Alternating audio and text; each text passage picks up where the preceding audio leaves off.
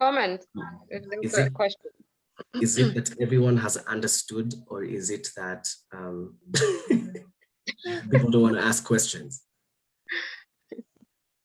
Probably.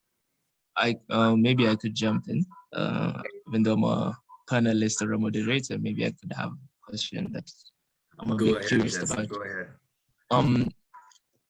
In terms of the UN and the Chamber of Commerce on a youth level, how do you think we could possibly partner with the Chamber and the youth function of the Chamber and the youth function of UN?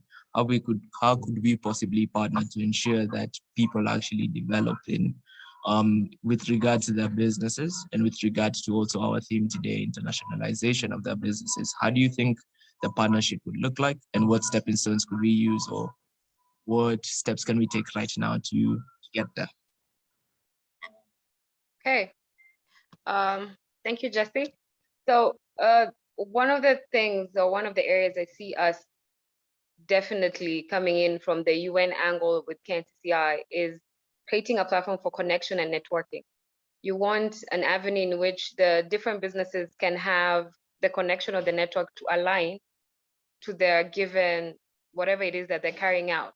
So from the UN side is giving that platform of connection and also linkages so that you're able to channel the resources. For KNCCI, it's to identify and to bring out that these are the young people that we have in this business sector or section, because I know it carries out across all different, if we go with the Big Four agenda and the SDGs, I'm sure they all align in one of those, if not the Vision 2030, which is one of the things that the UN looks forward to more.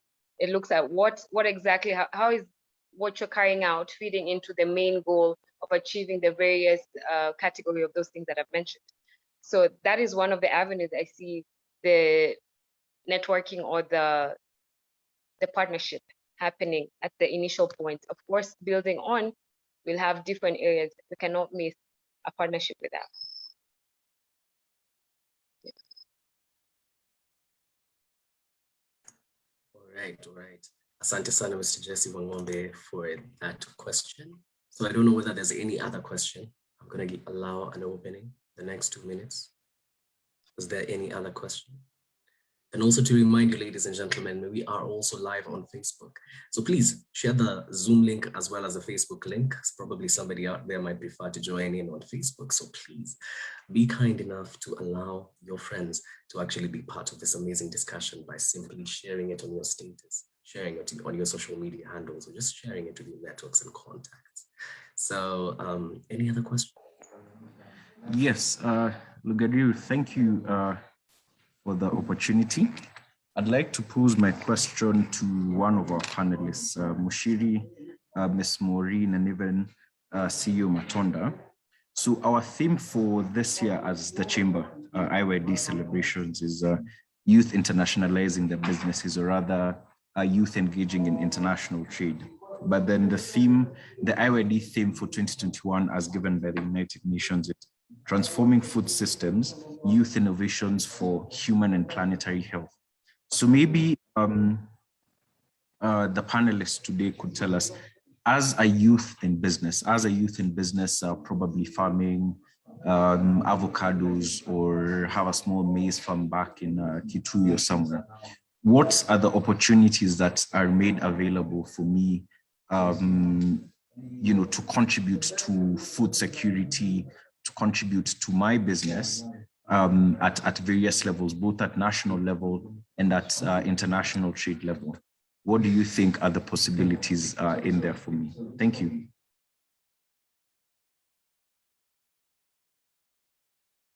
Should I go first, or Mushir go first? Go ahead, Maureen. So one of the things that I can mention when it comes to food security, I'll speak for both government and the United Nations. When it comes to government, as you've seen, I think it was last month, there was that rollout of the 4K Club. And also, apart from that, the Ministry of Agriculture has launched a youth policy in agriculture, which indicates the opportunities Also the guidelines and protection of the innovations that young people present to solve the given challenges that are there in the food security space. So that is one of the things that I can mention at a go ahead. The Ministry of Agriculture has that. It has the different avenues. Right now, what they're searching for is, from the discussion I had with them like 3 weeks ago, is they're looking for content or innovations that can be scaled up. One of the challenges they have, of course, is the locust invasion. So, of course, there has to be an innovation, maybe touching towards the AI in the company that I work for, Labs Africa, where we map out and we can predict an area which is likely to have an invasion, maybe, let's say, in 2 weeks' time. So what are the measures they can take before the 2 weeks come to pass for the locust to invade?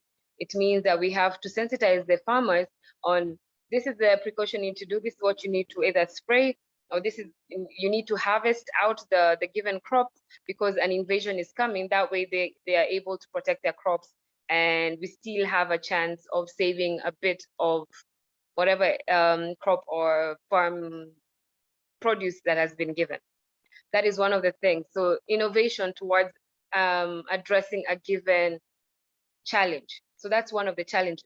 So what I can tell you, David, is when you think about that space of farming, what is the challenge, or what is your, whatever it is you have, if it's an idea, if it's an innovation, if it's a business, what is it touching on? When you align it to something, it's easier to connect it to who's the person who can support it, who's the person who can give the resources, who's the person who can take it up and now bring it to be impactful to the society or the community. When you take it now to the UN side, of course, the Ministry of Agriculture is working together with FAO. And for FAO, the thing that they're looking at is more, of course, it's programmatic. So it looks at how is this feeding into the SDGs, because for them, they're big on the goals that they've set. And as much as it's big on the goals, it's also what is the impact that it will send for us to invest in it. So the opportunity still lies with you in a way, because you're the one to give a solution to something. They have the different challenges, they have the resources, they have the network, they have the spaces. But what is the solution, or what is your innovation touching on? What is it going to address? And that's what we're looking at in both angles on those spaces. So yes, you do have an opportunity when you look into farming or into food security in general. There's definitely a lot of space in it. And I'm glad the theme is about the food system youth innovation for human and planetary health, meaning it also touches on, as much as food security is there, there's also the aspect of climate change. So what is that you can address as well that can either mitigate the different effects we're having because of climate change? Because at the end of it, it will still touch on food. So we have to look at what is the bigger goal, how can we address this? Because we have the knowledge, we have the chance and the youthness to getting things done. So how can we help, or how can we have that intergenerational mesh to ensure that we address the different needs that are there? And in conclusion, I will still emphasize that yes, there is an opportunity in farming and in all the spaces, including KNCCI, which I believe Mushiri will also speak about on their part. Thank you very much, Ms. Maureen. Just to touch on something quite interesting that you mentioned about you introduced the facet of climate change, in your speech, and I think one of the conversations. Sorry, say it again. A call came in. I didn't get you. Sorry about that. So I'm saying you introduced a very interesting aspect of climate change and climate action in your speech. I hope you can hear me well. Yes, I can hear you now. Okay. Yes, you did introduce a very interesting aspect of climate change and climate action as you spoke on the opportunities for youth in agriculture. The most recent, I think, climate change is one of the biggest conversations aside from the COVID-19 pandemic. And the the United Nations recently, I think yesterday or the day before yesterday, released a climate report. And the key thing that the Secretary General Antonio Guterres has mentioned is that we are at a point of no return. And it's quite sad that we are at such a position. And so one of the key aspects that we're always looking at, or rather that we should really be looking at, is sustainability in every single endeavor that we're looking at. So maybe you could kindly just touch on sustainability in a way that the current Kenyan youth can keep up with the world in practicing sustainable agriculture in a way that does not contribute to climate change. The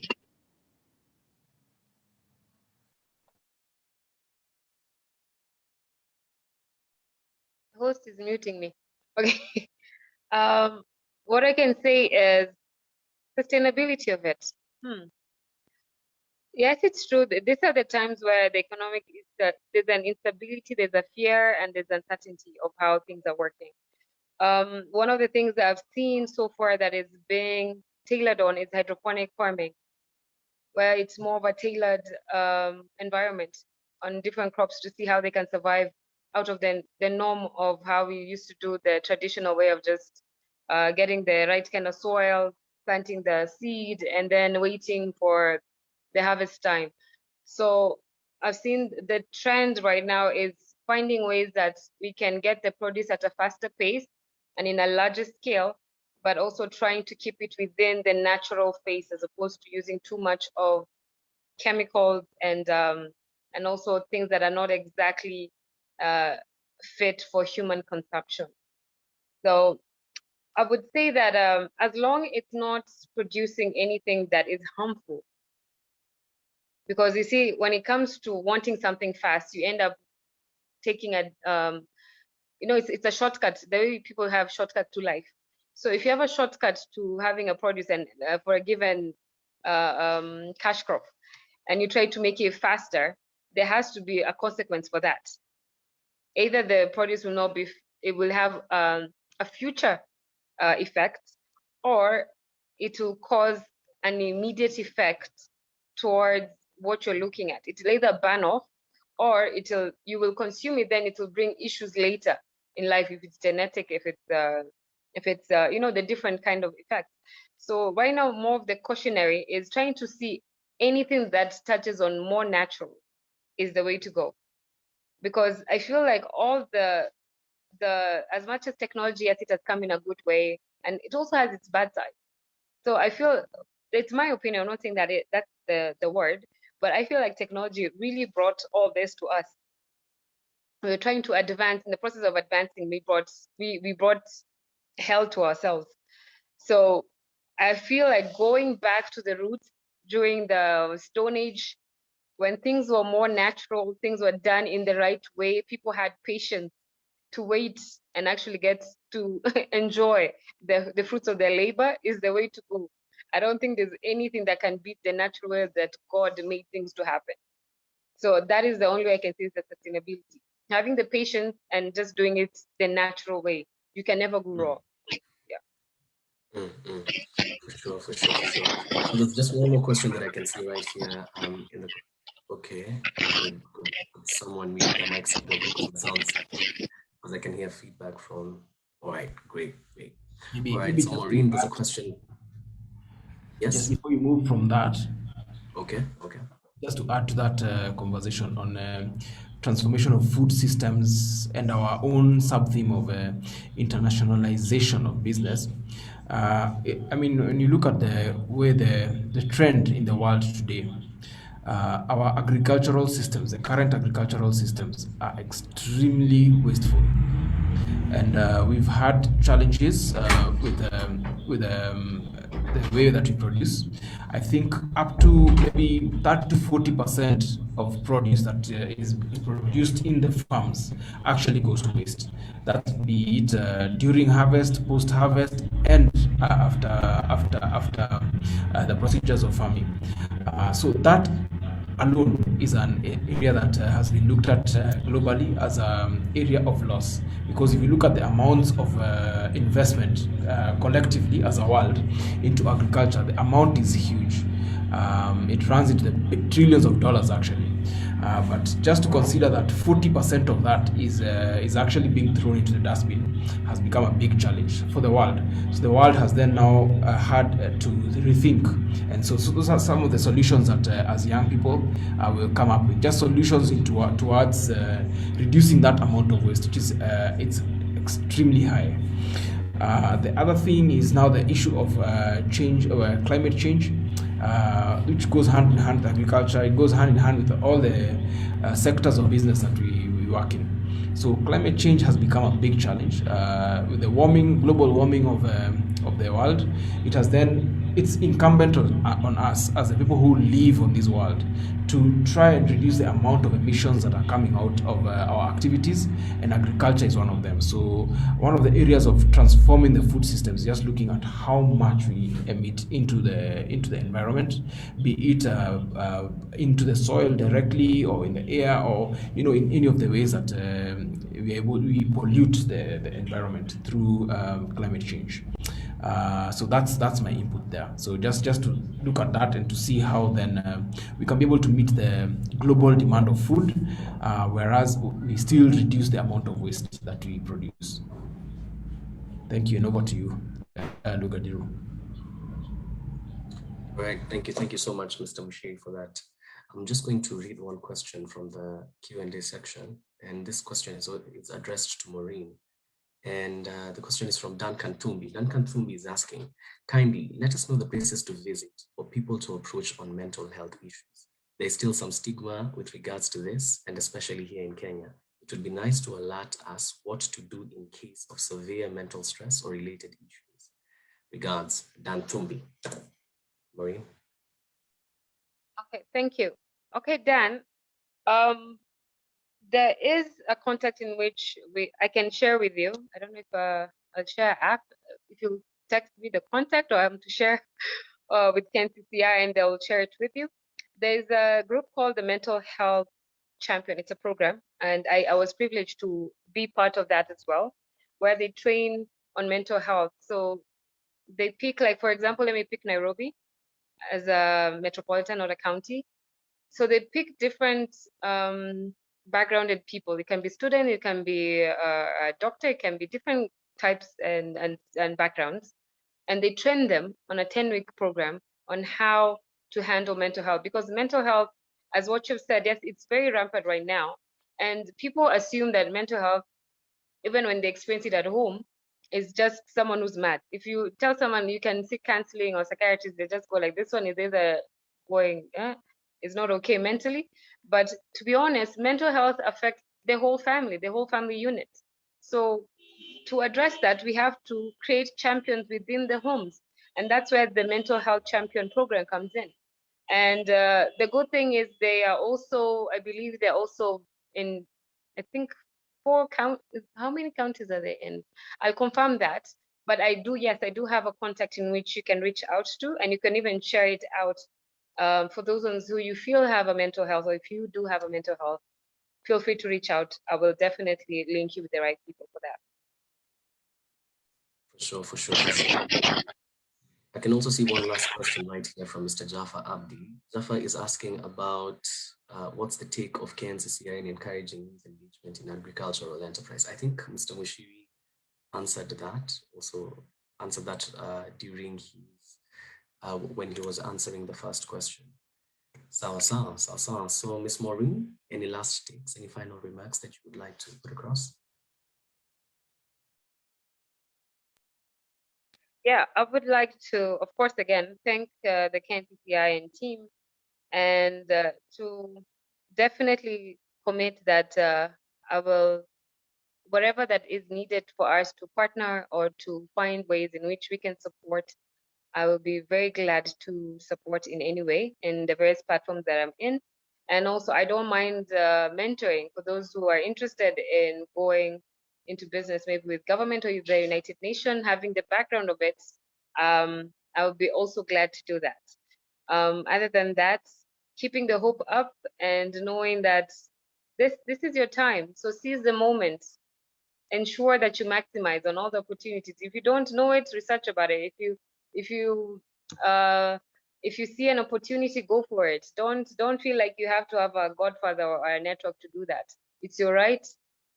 Take it and seize the opportunity. God bless. Thanks.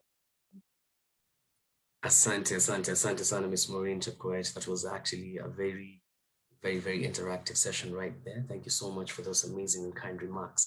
So ladies and gentlemen, please do keep your questions coming. I can see a couple of questions coming through, and I can also see our number is rising quite slowly, but we need to make it even bigger, ladies and gentlemen, because why would you want to just have all this information for you alone?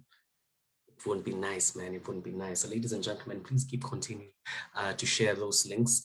Tafadhali, invite more people, and also continue to talk to us online. We have an amazing interactive online discussions. Pale, 3 hashtags that I talked about are okay, just a minute, my computer is disappearing. The 3 hashtags that I talked about right there are Chamber IYD 2021, hashtag Naji Empower, hashtag International Youth Day 2021. I'm going to repeat that one more time.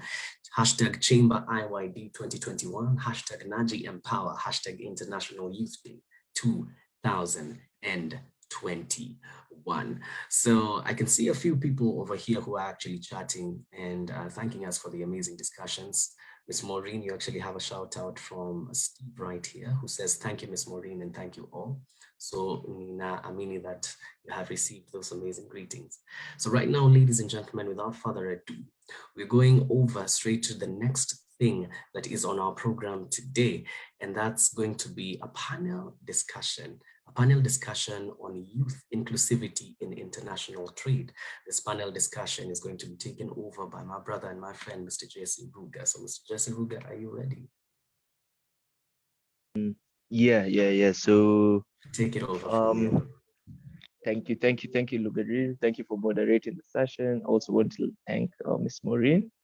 This speech was very, very insightful. And we're getting over to the next part of the session, which is a panel discussion about youth inclusivity in international trade.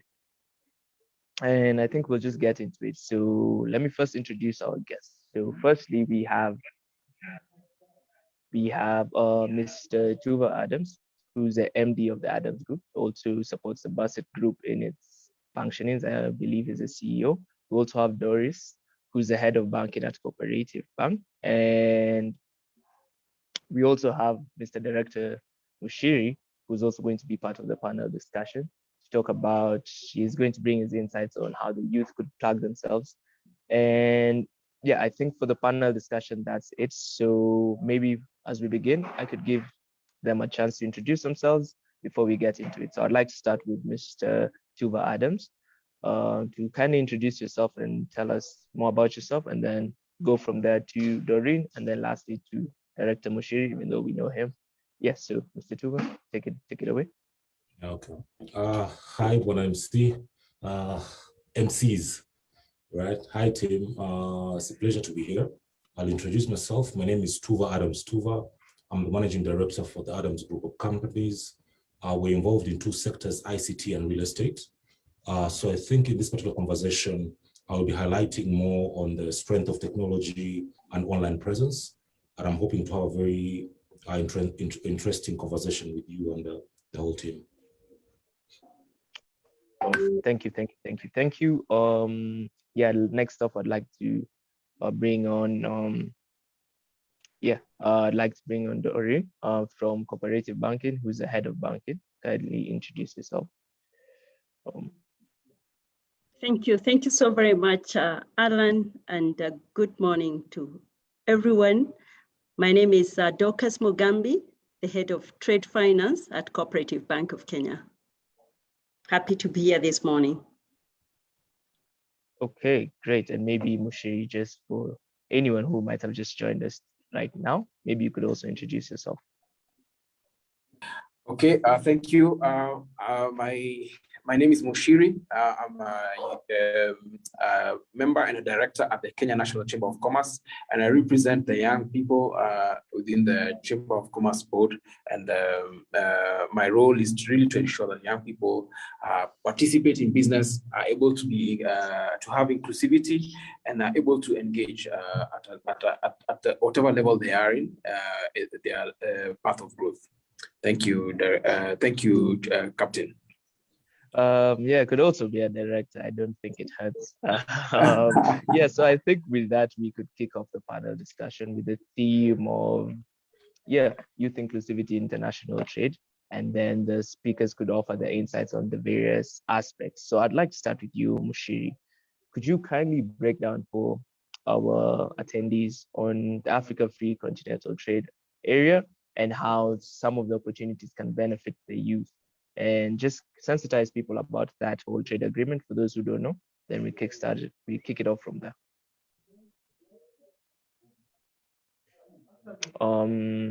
I seem to have lost Director Mushiri. In form of tariff and non-tariff barriers. What that means is that before that, we would have a country like Kenya and a country like Uganda having trade barriers between the two countries in the form of taxes and in the form of other procedures that inhibit or reduce the amount of trade and the volume of trade that can happen at any one particular time.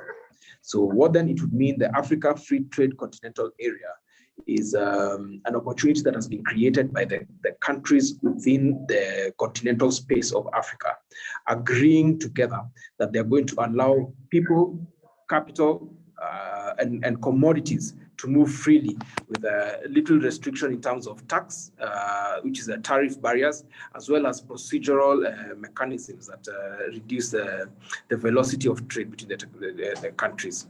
What the whole aim and the vision behind it is to increase the intercontinental trade that happens between the countries in the continental space of Africa. Just as an example, if you look at the United States of America, those are different states that occupy one particular land space. And for them, because there's no trade barrier, the business between the countries is able to happen almost seamlessly. And for them, they have almost 100% intercontinental trade. If you look at Europe as a continent, ever since the European Union was formed a few years back, they have been able to achieve about 60% of intercontinental trade. That is trade between Switzerland and maybe a country like Germany, or Germany between Germany and France, or intercontinental trade.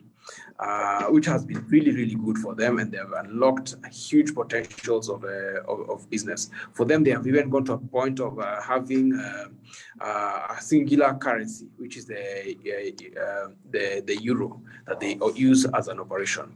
Other than the Brexit that happened recently, they have been able to achieve intercontinental trade and a free trade continental area, as well as a monetary system. In Africa, we've not yet achieved a monetary system, but I believe in certain sections of the continent, ECOWAS being one, they've been able to achieve or are in the process of achieving a monetary system. In Asia, we have a good percentage of business that is intercontinental, and that has seen the rise of the likes of the Asian tigers. And in a country like China, a millionaire is being formed as every single day, just because of the volume and the velocity of trade that is happening. So here in Africa, we are now at the throes of a new dispensation, which began in January, 1st of January this year, where the trade barriers were reduced. But now, as a continent, we need to work on the non-tariff barriers, which is the non-tax barriers. Things like processes, procedures, lack of infrastructure between the different countries, and that kind of infrastructural barrier. So I hope that answers your question about Africa Free Trade Continental Area. Yes, definitely. And just in that same vein, Could you touch on sort of what the youth should expect, or how the youth could plug themselves into the opportunities that are present as a result of the Africa Free Continental Trade Area Agreement, and various processes that they could use to plug themselves into the opportunities that have been created as a result of this agreement? Okay, thank you, Jesse, for that. And I must say your haircut is very nice. Please keep it up. We were wondering if that's the same Jesse, but now at least by the voice you can be able to tell. Just to highlight, just to answer your question, in terms of the Africa Free Trade Continental Area, what it means for young people today. A couple of years back, we were not able to trade with a country, for example, like Ethiopia. Why? Because there were a number of challenges. Just getting commodities into the country and out of the country may have presented a challenge. Of course, the country has a couple of challenges, including language, including the currency that is used and things like that. That is what it means to have non-tariff barriers, where it's not the issue of tax, but it's just the difficulty of getting into goods and commodities into and out of that country from Kenya. So now, as a country, we have been able to, especially with the workings of the Chamber of Commerce, been able to have delegations and businesses go and explore opportunities within that country, and business is beginning to open up there. So we now have Equity Bank that is now present in Ethiopia. What that means is, as Jesse, you can actually take a flight or a bus, or you drive there, and without having necessarily to pay any tax, move a commodity that has been produced here in Kenya and be able to sell it in Ethiopia. So, for example, Ethiopia needs, probably they need some commodities that you can produce. Or, for example, you're a technology tech work, you have produced a fintech solution, you're able to move your solution from Kenya and go into Ethiopia, not necessarily have to go through trade barriers, things like non-tariff barriers that prevent you from doing business in that country. As a country in Kenya, you've seen, for example, recently, His Excellency the President, Uhuru Muigai Kenyatta, allowed for the nationals from South Sudan to come into the country without necessarily having to have a visa. What that means, and vice versa, South Sudan allowed us to, as Kenyans, to be able to go into South Sudan without necessarily having a visa and be able to trade in that country. What it means is that I can go into South Sudan, or today Adams Tuva can be able to find a niche within the country of Sudan, produce that commodity here, or add value that from that commodity here, transport the commodity, find a way of getting a truck or a train, or whichever way, and take that commodity into South Sudan. At the border, he would not be required to pay a tax. What that means is that the commodity will be able to trade at a less cost. The tax at any port of exchange would probably be maybe between 5% to 10%, which means that your commodity is more expensive by 10%. Now your commodities will be able to trade within the different countries, and then you'll be able to take advantage of your comparative advantages that your own country gives you. If it is cost advantages, if it is technology advantages, you're able to take advantage of that from one different country and exploit it in a different country. I don't know if that answers your questions.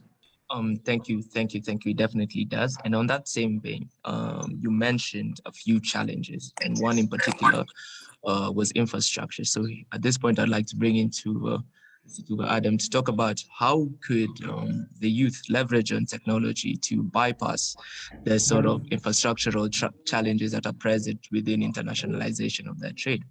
With that, I'm trying to say is that the levels of infrastructure are different within Kenya and, example, Ethiopia and Tanzania. So there are levels, differences in technology, differences in infrastructure. How can the youth who have SMEs leverage on tech to bypass these challenges that I've mentioned right now? Okay, thank you. Thank you, Mushiri. That was a very insightful talk. So for me, I really believe that technology is the key to everything. You realize that a young person in his bedroom, a young person in the sitting room can buy a domain name, can buy hosting, can buy SSL, and put up a website which will reach the whole world, right? And I'll prove this to you. As Adams Group, we have almost 4 online stores trading all over the region. We're actually trying to get into Congo right now for online stores, also to sell our domains, right? So my thoughts and advice is that even if you don't have anything else, your online presence is the most important thing. So for example, if you're trading in Kenya, the number one thing you need to do is get a .co.ke or a .ke domain. And this is why. Every search engine is biased. So for example, if you're doing, if someone wants to do business in Kenya, they'll go in and type in, let's say, real estate agent in Kenya, right? And it will automatically pick the extensions of that particular country. In this case, it will be .ke or .co.ke. So if you're setting up a business, you want to trade internally in Kenya, internationally, to access the whole world, the first thing you need to do is, first of all, get the domain name. Then you do the hosting, SSL, and put up a website. And here's the trick. You can run a very big organization, right, online. You don't need so much infrastructure, right, in terms of office space and all that. So as you realize, most of the young SMEs, young people in business, they don't have so much financial muscle, right? So what is the solution? The solution is online presence, right? So I encourage every single person on this forum, people who will listen to this later, the first thing that they need to do is, in any business, right? Immediately after registering your business, of course, let's say you're doing it at the Registry of Kenya. After that is done, you get the legal name. You go online, search for the domain name, right? In this case, you can go to www.bdk.co.ke. That is one of our brands, right? You can search for the domain and acquire that. And that permanently becomes yours. And these things are very basic and you know, they don't even cost that much, right? I realize that at 1,550 plus VAT for a whole year, you're able to be online, you're able to online, and your presence is visible to the whole world. Another aspect of young SMEs or young people or the youth is that even if you don't have a business as yet, you can still brand yourself, right? And that's where you need personal profiles. So for example, if you want to view what I've done, you go to www.tuvaadamstuva.me.ke. That will show you a summary of who I am, what I do, right? What I've done in the past, like that. If you want to see my business angle, you'll go to adamsgroup.africa, adamsgroup.website. So those are 2 aspects, right, of your life you need to have balance. So you need your personal profile, right? And you also need a business, a business profile. So those are very easy. Within a day, you can go in, set these things up. If you need support, you can engage technical guys, you can engage people like us, and we'll definitely put you on the spot. Well, thank you for that. Thank you so much for that. Maybe one thing you guys could readily pick is domains, which are 1,500 enough. Creating an online presence for your business and for yourself. Yeah, I'm also not privileged to have a website with my name on it, but maybe it's something I should work towards. But yeah, I think that's something that people could readily pick. Yeah, at this point, I'd like to bring in Dorcas. One more thing, Bwana MC. I'd like to also say that today only, we are running an offer using the keyword youth as a promo code. So if you go to bdk.ke, you're able to get 30% off on all domain hosting, anything that people buy today in support of Chamber, in support of International Youth Day. We are putting everything at almost a third off, 30% off, using the keyword, using the promo code youth. So just to add on to that, just to encourage us to be online. Okay, I think that's in order. Guys, let's take advantage of the opportunities that the Chamber is giving you and Mr. Tuva through BDK that are offering you guys to create an online presence at a very, very affordable rate. And thank you for the insights that you brought up. So at this point, I want to move to Dorcas to talk about the financial aspect of internationalization. So one thing that Maureen mentioned in her speech is the youth are scared to get loans, which is somewhat true. You know, we are very okay getting digital loans to bet on Betika, but not to get digital loans to grow our business. So I was wondering, how could youth, in your opinion, how could the youth responsibly use credit to actually grow their business? What are the various ways that they could get credit from an institution, for example, so that they can use that to grow their business and to scale it aptly and mitigating the risk of, you know, defaulting and mitigating of negative listings and the such. Lucas.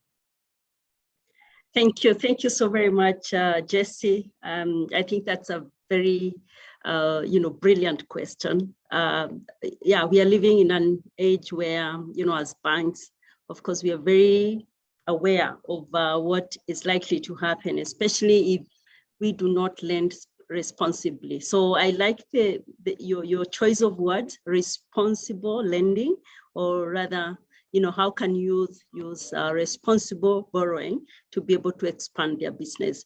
In terms of lending, and this is an engagement we have had with the chamber several times. They want us to support the youth, and of course, the question that always comes across the table is how can it be responsible? So that then when we are lending as a bank, we are also expecting the youth to do what they have to do responsibly, and of course ensure that they are making the necessary payments. That way we will mitigate the risk that you've talked about of listing, the risk of default, and all that. So what we normally advise in most cases is let's have a plan in place. Yeah, so that even when you're coming to borrow from the bank, or whenever you're having a request for a facility, you have a plan of what it is you want to do.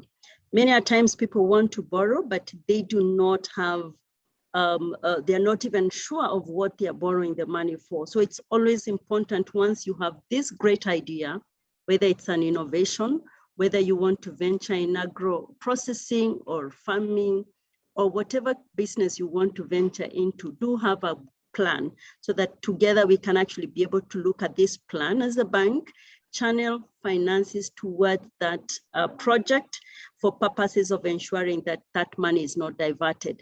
Remember, when the bank is lending to you, it wants you to grow. So the only way you can grow is once you get this money, ensure that that money is only used for the purpose that you have borrowed that money for.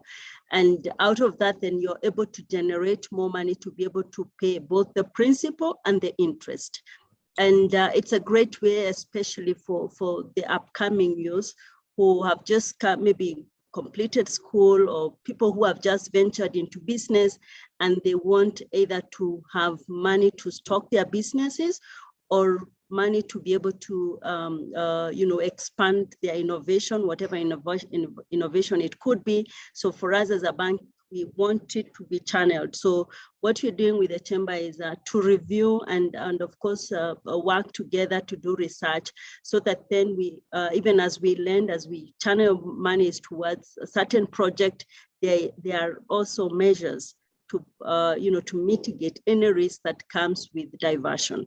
So yes, there is a great opportunity, and of course, as a bank, what we have done is we have a segment that purely deals with the youth for purposes of ensuring that we offer the right guidance and the right solutions. Because again, depending on what solution or whatever proposal you have, we can structure a solution that fits the project. Over to you, Jesse. Wow. I love that. Remember, borrow with a plan. I think that's the main point. Kindly borrow with a plan. And betting on Arsenal versus Manchester is not a plan. Just remember that. Right. Yeah, so now back to you, Mr. Mushiri. Yeah, I would like to know, or you could elaborate on KNCCI's efforts to ensure participation of the youth and women in business with regard to the opportunities that are offered by the African Free Continental Trade Agreement. So what is the chamber trying to actively do to ensure that the youth are plugged into these opportunities that are available? Okay, thank you for that question, and thank you, Dorcas, for the great insight. Now we know that Jesse is a bit more well educated, and he'll not bet against Manu, and no pun intended. I guess for us at the chamber, in terms of ensuring that young people are included, especially the youth, one, we have focused a lot on education, just educating and re-educating our members on the opportunities that exist that are opening up within all these sectors of the economy. Earlier on, I may have mentioned that as a chamber, how we engage the different businesses is through sectoral committees. So we have close to 24 sectoral committees, and each of these committees is in different areas. For example, Tuba Adams may be in the ICT sector, and so he'll engage within that sector to then get opportunities, iterate and distill opportunities that come through his way. That is at a sector level. So we have that, we have the transport sector, we do have the manufacturing sector, health sector, we have entertainment, which is within the orange economy, we have the creative sector and other sectors. Now, from that perspective, we then iterate downwards and say, okay, fine, how are youth engaging in these different activities? For example, if it is in the agricultural sector, where are young people engaging at? Is it within the farm? If it is not at the farm, is it at the level of aggregation, or is it at the level of value addition, or are we engaging the young people at the level of export and re-exporting products that have already been manufactured? Now, once we have engaged, what we have done as a chamber is ensure that now we are creating space for young people in these areas. How do we do that? We do that through education and highlighting opportunities that exist for those areas. For example, we do have a program called Switching Africa Green, and this is targeted at the value chain of coffee, mango, and avocado, among others, including dairy. Now, how we've done that is then go downwards all the way to the grassroots and understand how are young people, how are women engaging in these particular sectors. And then while we build their capacity, we ensure that they do these activities not just as a lifestyle or just as for fun, or but do it as a business. How do we do that? We then do capacity building. We help them to establish some way of engaging, creating records, so that then now you can be able to tell, okay, this is how much I make, this is how much I spend, so my profit is this. So out of that, establish your capacity, establish your business canvas, and say, okay, fine, if this is what I'm selling my products for, and this is what I'm spending to produce those products, this is my profit. But I cannot finish all the profit on my expenditure. So then there's some money that is kept away for saving. All that is education. But the moment you're able to have a profitable business, either in dairy, either in coffee, be it in tea, be it in things like the high value products like spices and things like that, now you're able to now get into a surplus. So you're not spending everything to eat, but now you're getting into surplus.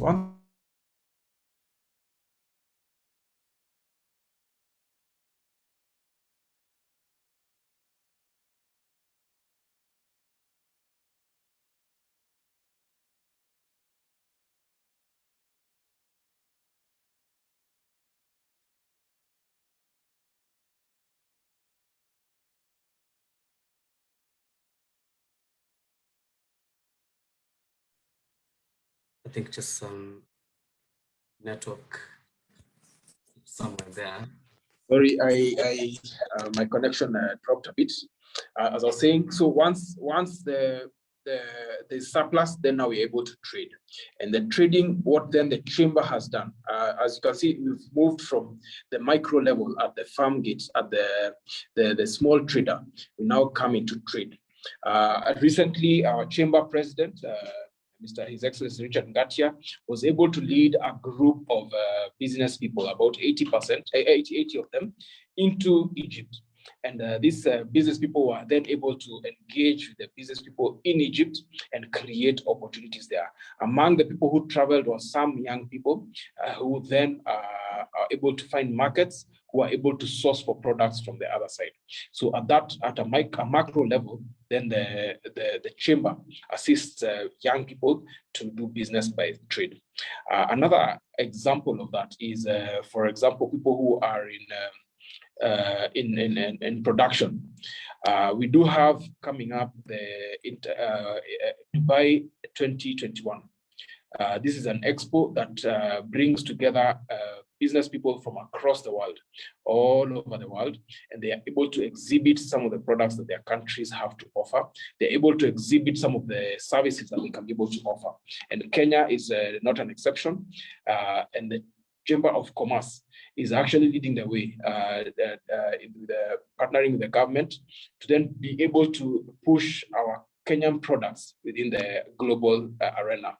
And how that has happened is that the Chamber of Commerce, in conjunction with the government of Kenya, is now able to go into Dubai, understand the stalls that are there and the spaces that are there. And now we are showcasing Kenya as a country. And out of that, we are able to then give space for different young entrepreneurs to be able to then do business at a world scale. And so there's a lot of training that is going to go into that in partnership with the KEPROBA, which is a Kenya Export Promotion Council. We've now started developing a product that will help polish the exporters, one, to increase the number of products that they have, look at their costing, as well as look at other products that are not conventional products, the usual coffee and teas and horticulture, but other products that can be able to fetch a good market in the international arena. So those are some of the ways that the Chamber of Commerce is engaging with the young people. Of course, there's also an issue of finance. And as Dorcas has mentioned, we do have an MOU with the Banking Association, whereby we are able to then unlock funding for some of our members who belong to the Chamber of Commerce to be able to access funding. So for the young people who are looking at export as an area, or just getting out of the country into the rest of the country, you're able to access funding through engagement with the chamber. As you build up your business, as you build up your profile, you're able to then engage in business and look for opportunities. Earlier on in the morning, we had a very interactive session with a leading business person, actually our Chamber of Commerce president, who was able to unpack his life story for young people. To just understand, it takes time to build up your business. It takes tenacity, it takes a commitment to build up your business. That is a very integral part. That is actually mentorship, which you will not find in any other sector, where young people get to meet and interact with leading members of the society, the business community, to understand what it takes to run a business, to understand how to grow a business from scratch. So as I mentioned to you, those are some of the areas that the chamber engages. One, at a networking level, where we now have the more established operators of business come and engage with young people. Today we had the Chamber of Commerce actually engage and give his life story to young people. A lot of us, we just see the successful part of the more established business people, but it's very rare that we actually get a chance to listen and understand from somebody who has walked that path, what it means to go through all of that.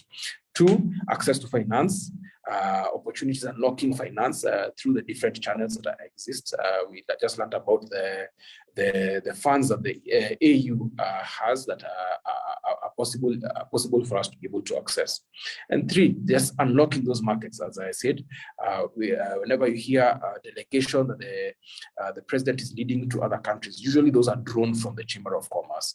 And in this case, we just had the Chamber of President go lead a delegation into Egypt. We had earlier on, about 2 years ago, we had a delegation that went into Ethiopia. The Chamber of Commerce, His Excellency Richard Katia just took a delegation into DRC, Congo, and is leading another group of about 13 countries. All the way from Chad, Central African Republic, coming into Sudan, Ethiopia, Uganda, Tanzania, Kenya, DRC, all the way to Zambia, that form about 13 countries. He's the president. He's the chair of the Great Lakes, the UN Great Lakes Region Private Sector Forum, that brings together all the 13 countries. And these countries, through the special envoy of the UN, passed a resolution. The heads of states of those countries passed a resolution to facilitate that the private sector opens up business.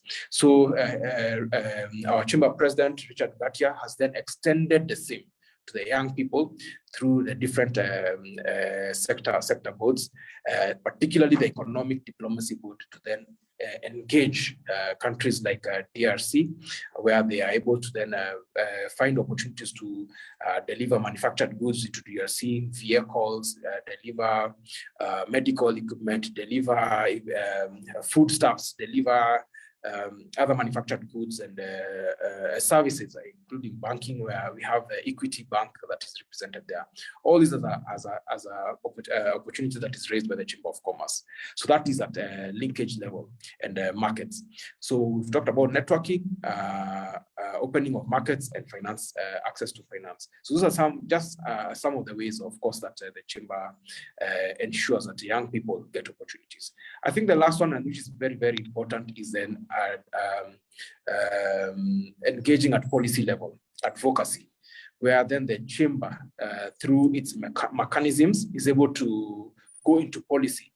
We do introduce private member bills into parliaments. Our Chamber president is currently the advisor of the Council of Governors. Business advisor of the Council of Governors. So we are able to unlock a lot of stalemates that happen at county level, inter-county level, and that also, of course, affects the price of commodities at other countries. You have commodities moving from Nairobi into Tanzania through the different counties, or from Kenya into Ethiopia, or from Kenya into Somalia, or from Kenya into Uganda, or any other countries that we border with. The challenge of cost is a big challenge, and it's something that we must take cognizance of. So the Chamber, through its advocacy arm, is able to look at policy and advise government on issues that need to be changed, that need to be relooked at, and then need to be revised. So those are some of the 4 areas that I can highlight. Of course, there are many others that the Chamber does engage in, but those are some of the issues that immediately would come to fore. Thank you, and over back to you, Captain. Okay. Yeah, Captain. Yeah, thank you for that. Thank you for that. Those are very insightful words, and I feel like a question has been asked about how to join. I think he has given you more than enough reason to join the Chamber, and we're going to just highlight how to join the Chamber in a few. I'd like to go back to Mr. Tuva Adams to talk about yes, so there are some SMEs on the brink of internationalization of their businesses. They're just trying to figure out how they could aptly run their processes overseas or in our neighboring countries. So my question is, are there any emerging technologies emerging technologies that SMEs could utilize in order to actually grow their processes and be able to aptly apply them in other countries? Are there any emerging technologies, maybe AI, IoT, that could be leveraged by SMEs at their capacities when they're at the brink of actually internationalizing their businesses? Okay, so I'll go back to the item that I mentioned. Online presence is number 1. So online presence, I've mentioned how to go about it. The next step is full automation. right? Full automation in terms of you don't need to be at your desk to receive an order. You don't need to be at your desk for your clients to pay your invoices. All this can be automated. But in addition to our technology, I think what our youth or young people need, or the business world need, is a currency. In this particular case, you realize young people like us, maybe most of the people on this platform, do not have the financial muscle to be, you know, to be out there, to be able to spread their wings and all that. And this is where now it comes back to you as an individual. So you realize with time, even if before you build your name, you need to be able to be trusted, right? So technology, yes, it's a big part of whatever you do, but things like integrity. So in this particular case, as a young man, technology is done, you've automated your business, everything is done, all that, you're up and running. But what do people see when they search your name? Because that's what people see internationally. So the small things like, you know, we usually get a knocks on our doors from our landlords telling us, okay, are you able to pay rent by the 6th or the 5th? And the instinct is yes. We'll make sure it's done by tomorrow or the day after. In the real sense, you know that you won't have money for another 2 weeks, right? So small things, I feel, build on our reputation, they build on our character, and that should be our currency as young people, as youth, yeah, to get into the big leagues of business, right? So we might focus, yes, on technology and all this, then what? Yeah, so for me, the young people need to build on that currency, the currency of integrity, the currency of saying, I'll do this and I'll deliver, the currency of saying, okay, a client is asking me, can this be done in 10 days? The currency of saying that, no, this will be done in 30, right? So I believe that kind of character for a young businessman is currency enough to propel you into the real world, to propel you into the big leagues, right? So are you able to be honest? Are you able to be a man of integrity, right? So that is something which, including me, I fight, and every day you're wondering, I need money now. This client is asking me, can I do this? Right? So you're left in limbo. Do I take the money and figure out how to do it? Or do I say the truth and say, okay, fine, you know, I'll take it and figure it out. So it's something which takes time. And I believe even some of our directors, you know, most of the people in business still are trying to figure that out. So in addition to the technology you have, I believe for young SMEs, for young businesses, that can be our currency to propel us into the big leagues. Back to you, Bana Captain.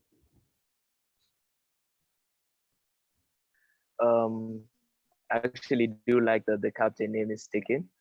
So thank you for that. But one thing that you have mentioned that I feel like people should take home is integrity. The entrepreneur is just as important as the enterprise. So after you've fully automated your processes, when you don't have to be there, when the business can run without you manually inputting effort into it, work on also your presence. People need to know that you're trustworthy. People need to know that you're trustworthy. People need to know that they can count on you to deliver a certain product. Also, just want to mention, if anyone has a question, we're going to have like 10 minutes for Q&A at the end, and then follow that, we're going to have Professor from the TVET community talk to us about how technical skills can be applied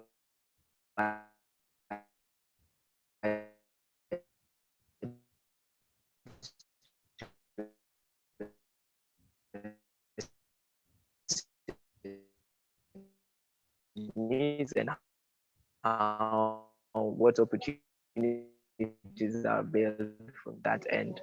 Go back to Dorcas to talk about so Dorcas, avenues that people could utilize in order to actually internationalize their business. So could you talk about the various platforms that exist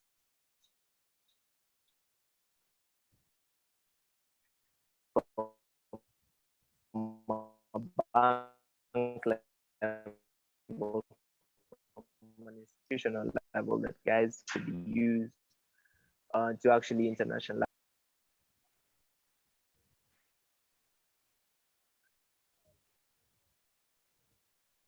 Yes, we lost you at some point. Oh, okay. sorry about that. Maybe I could just reiterate my point. So I was wondering if you could touch on the various avenues that are present on Hello, can you guys hear me? Can you hear me? We cannot hear you. Please go ahead. Okay, I don't know what is happening on my end. Let me just try sort it.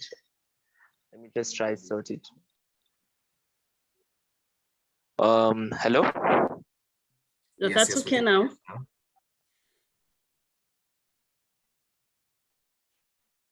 Yeah, we can hear you now. You can just proceed. Can you hear me? Yeah, I can hear you now. Can proceed. Any avenues from the banking perspective, if there are any avenues from the banking perspective that could be utilized by an SME in order to internationalize their business. Have you been able to get that, Dorcas? I think I'll go ahead. I believe you're looking for what solutions we can offer young people to be able to go international. Okay, thank you. Thank you very much, Jesse. Maybe let me pick from what Tuva and even Mushiri did mention. Many a times, of course, when we're doing businesses, you'll come across various risks. And of course, for international business, then it is even worse. Because remember, you're trading with partners that you're not aware of, partners that you've not met, or even where you've met them, you may not vouch for them because you have not engaged with them for a long time. So because of that, of course, there is an element of risk. And most of the risks that come across are risks to do with whether it could be non-payment, especially where you're exporting your goods or you have already gone into a different geographical area and you want to do your business there. So all these come to play. So as a bank, what do we normally do? Ours really is to facilitate so that then we are, as a business person, then you can be able to mitigate various risks. And I want to mention a few of maybe solutions or a few things that we may use as a bank to facilitate or to even support an individual going, international, an individual doing exports, and or even locating to a different geographical area to go and do business. And what comes to mind, of course, for example, for people who are going into export, of course, once you have agreed with the person on the other side, you have to sign on a contract. That's normally very important because you have to define the roles of each person, the responsibilities of each person.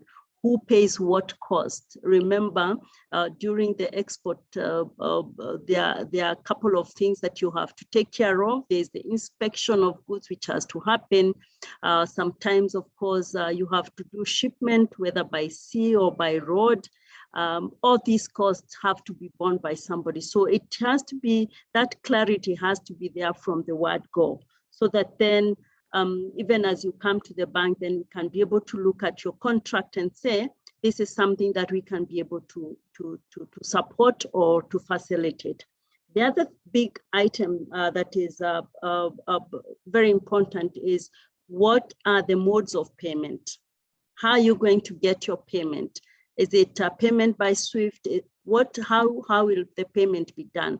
And all these things can actually be embedded on a contract, and out of then that you can actually be able to say, for me to be very secure, I want a situation where I need a third party confirming this payment. And that is where the bank comes in handy to ensure that even as you draw these contracts, the terms and conditions are met by both parties. And in terms of you either receiving the money, you are receiving the money in good time. And, because sometimes that is a very big challenge. You could send your goods, but money could not be coming in good time. So how we facilitate that is we offer solutions like letters of credit. this form of guarantees or undertaking by the bank that confirm to you that once you send your goods or once you ship your goods, you will be able to be paid in good time, as long as you're able to meet the terms and conditions. This is so very critical because you don't want a situation where you have sent your goods maybe to Uganda or send your goods to China or whichever other jurisdiction, and then payment doesn't come through. And this we do through by using our correspondent banks, what I would say our partner banks across the globe, to ensure that they also communicate with the buyer of goods wherever they are. Another very important thing are what you call bank guarantees.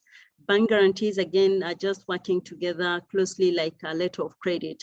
And in these cases, I would like to maybe give an example of what Moshiri talked about, people going to Ethiopia. If you want to, for example, provide services to Ethiopia, you want to be sure that you have provided services, you will actually be paid back. So for you to be very sure, you want the person on the other side to give you a guarantee. This guarantee can only come through a bank because, again, if you exchange it between yourselves, you may not have a way of recourse should the parties are not, should the parties not perform their part of the responsibility. So it is very important that you have a guarantee which is confirmed by a bank within your locality for purposes of ensuring that you are well protected in terms of the terms and conditions that may be in that in that guarantee. The other important aspect is ensuring your goods and services. Again, here we are saying your goods could be in transit, and for you then to be sure that your goods will get to the other jurisdiction in good time or without any losses, without demurrages, without damages. Then you want to be sure that in case any of those happens or any of that happens, there is an insurance to fall back to, so that if there's damage, then you can always go back and call up on the insurance that had already insured for your goods. Finally, of course, it's also to say we also have another different way we call open account trading. And this is maybe for people who have already, been in business for a long time, one another, and you can actually just pay through documents, through site of documentation. And in this, again, we normally encourage, whenever you're doing trade across cross-border, it is very important that you have the necessary documentation so that then you do not expose yourself, especially in terms of whatever duties you're paying. You also don't expose yourself in terms of where your responsibility starts. You want to be sure that your responsibility starts where you wanted it to start, and even in terms of ownership of those goods. So it is very important that that documentation is well articulated from the word go, and wherever possible, of course, they can always come through the bank channel. I do hope, Jesse, I responded to your question because you were breaking at the point maybe I picked up. Thank you. Hi, so I just want to confirm, can you hear me right now? Now we can hear you. Okay. Very well. Yeah, just to address that, yeah, you have addressed what we were looking for. And for the attendees, some concepts might be foreign. So I'd really recommend that you go look up what she's talked about. The letters of credit, the bank guarantees, the documentation necessary. It would be in your best interest to actually go do some more research about what she's talked about, and also visit the COP website, which has in detail the various avenues that they support internationalization of the trade. So at this juncture, I'd like to bring up the Professor of Technology Education and Dean School of Education at the University of Eldoret, Professor Kisuli. Prof?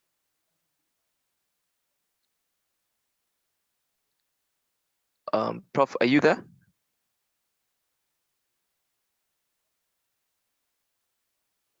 It seems that we cannot get the professor at the moment. Seems like I can't get the professor at the moment. So at this point, I think I'll just move on to my follow-up question, which was addressed at, again, Mr. Adam Tuva, about, yeah, you've mentioned automation and how the entrepreneur should also be of integrity. But if we turn to the business side, and in your opinion, throughout your experience, what are the various shortcomings with regard to strategy do you notice for various SMEs or various startups that you've worked with or that you've supported throughout your journey, both technologically and also on the strategy standpoint, and how people could overcome those shortcomings if they're starting or if they're in the entrepreneurial journey? Thank you for the question. Dorcas, that's a very nice insight. I've learned a lot. I'll surely pick it up. So I will say when you're starting up, I think people become very ambitious. Ambition is not a bad thing. However, I think we become overzealous, and I've fallen prey of this myself. We want to start very big. So I want to encourage young SMEs to bite what they can chew, right? You don't need to have an office in Westlands, an office in Riverside when you're starting up, right? All people need to see is your consistency in delivery. Yeah, you can work from home, you can work wherever. You don't really need to spend so much financial muscle in quote unquote showing that I can do, right? Your delivery needs to be your portfolio needs to be your whatever, it needs to be the brand or the placard you're carrying around. So I know for young entrepreneurs, especially those who get funding at a go, or they've done one tender and they want to go at it, they want to get a big office, they want to furnish it with 15 people or 20 people. I will advise people to grow gradually, build the foundation. In case you don't get business for the next 3-4 months, 6 months, will you be able to sustain that business? That's a question you need to ask yourself. So if you cannot pay someone for the next 6 months without having an extra source of income, you don't need the extra hand, right? And these days, things are so easy. You can actually outsource some of the items which you do not need, right? And I encourage people to try, right? People don't like trying because they fail. Someone fails once and they feel, okay, fine, I don't think I want to do this again. I've gotten hurt. Yeah, business entrepreneur is very painful. A lot of long hours, a lot of failures, a lot of loss of money, right? So if you're not ready for that, then it might not be for you, and that is the truth. So I want to tell people to try, and as you realize, as you grow over the years, you'll make mistakes, so many mistakes, and you learn from them. There's some things which okay, I would encourage you to learn from others. Look at what other people are doing, read a lot. The books, the library books and business books are very important for you to strategize and for you to put your thinking together. But don't spend a whole year thinking on how should I start. Just start with whatever idea or whatever small resources you have, and everything else just speaks on its own. Right? Realize also as the business grows, you would have done mistakes, burnt some bridges here and there. You'd have made, we're all human. This thing, whether you're a businessman or not a businessman, they will happen.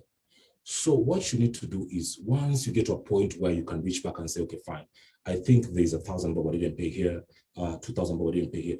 If you can go back and mend those bridges, because you see, you did not make those mistakes because you did not want to. You didn't want to pay, or you stole or something. I don't know whether you understand. I'm trying to say that at every point in your life, as you grow, this goes back again to integrity.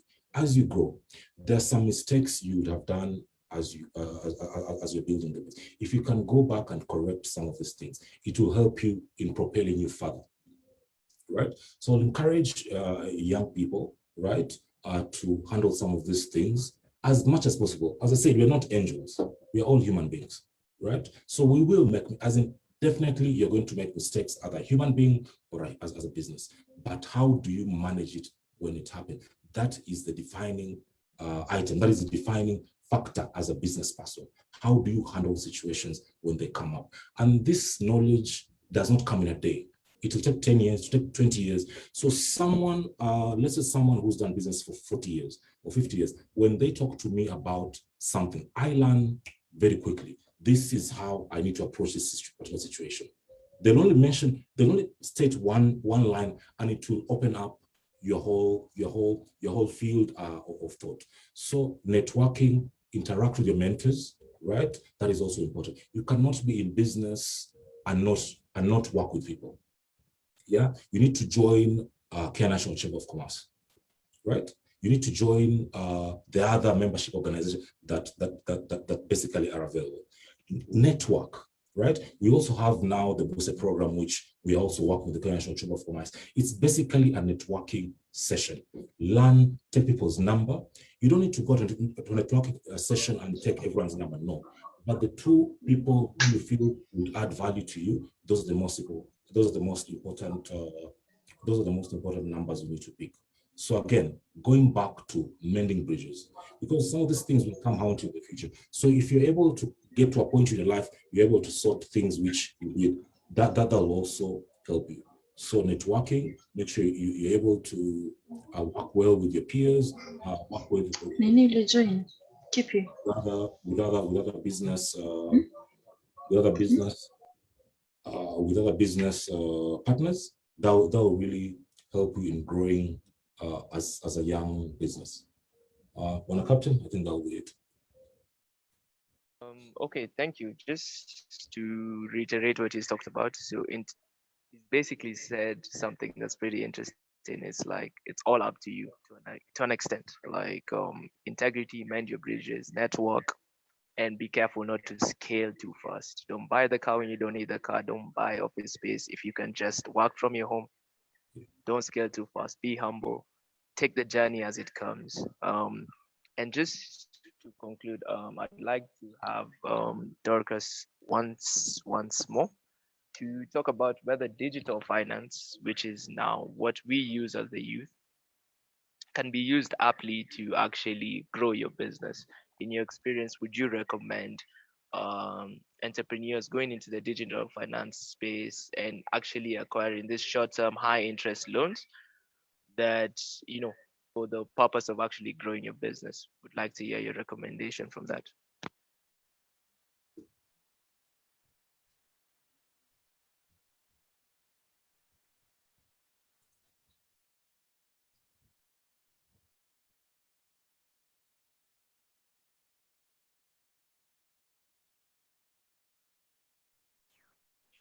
Dorcas, could you hear me? Yes. Sorry. Trying to mute here. Thank you for that question. I mean, it's an excellent question, and I will respond to it in two ways. Sometimes, of course, we want quick money, and quick money may not be a fix to everything. Of course, when we look at monies that come through digital finance, most of us have seen is that quick money that you want to borrow today and return immediately. And of course, it has it has its advantages and disadvantages. Why do I say that? Most of the times, this money is normally very expensive. And because of that, then you may want to ask yourself, what is the return on your business? What is the profit you're getting on your business? If that profit cannot, meet the element of cost, that is the interest cost, then it becomes very difficult for you, and you'll always be in a situation where you have to borrow money to pay that money. So you must be having some good business for you to be able to, some good business that can actually be able to have good returns to be able to meet the cost of interest. That is very, very critical.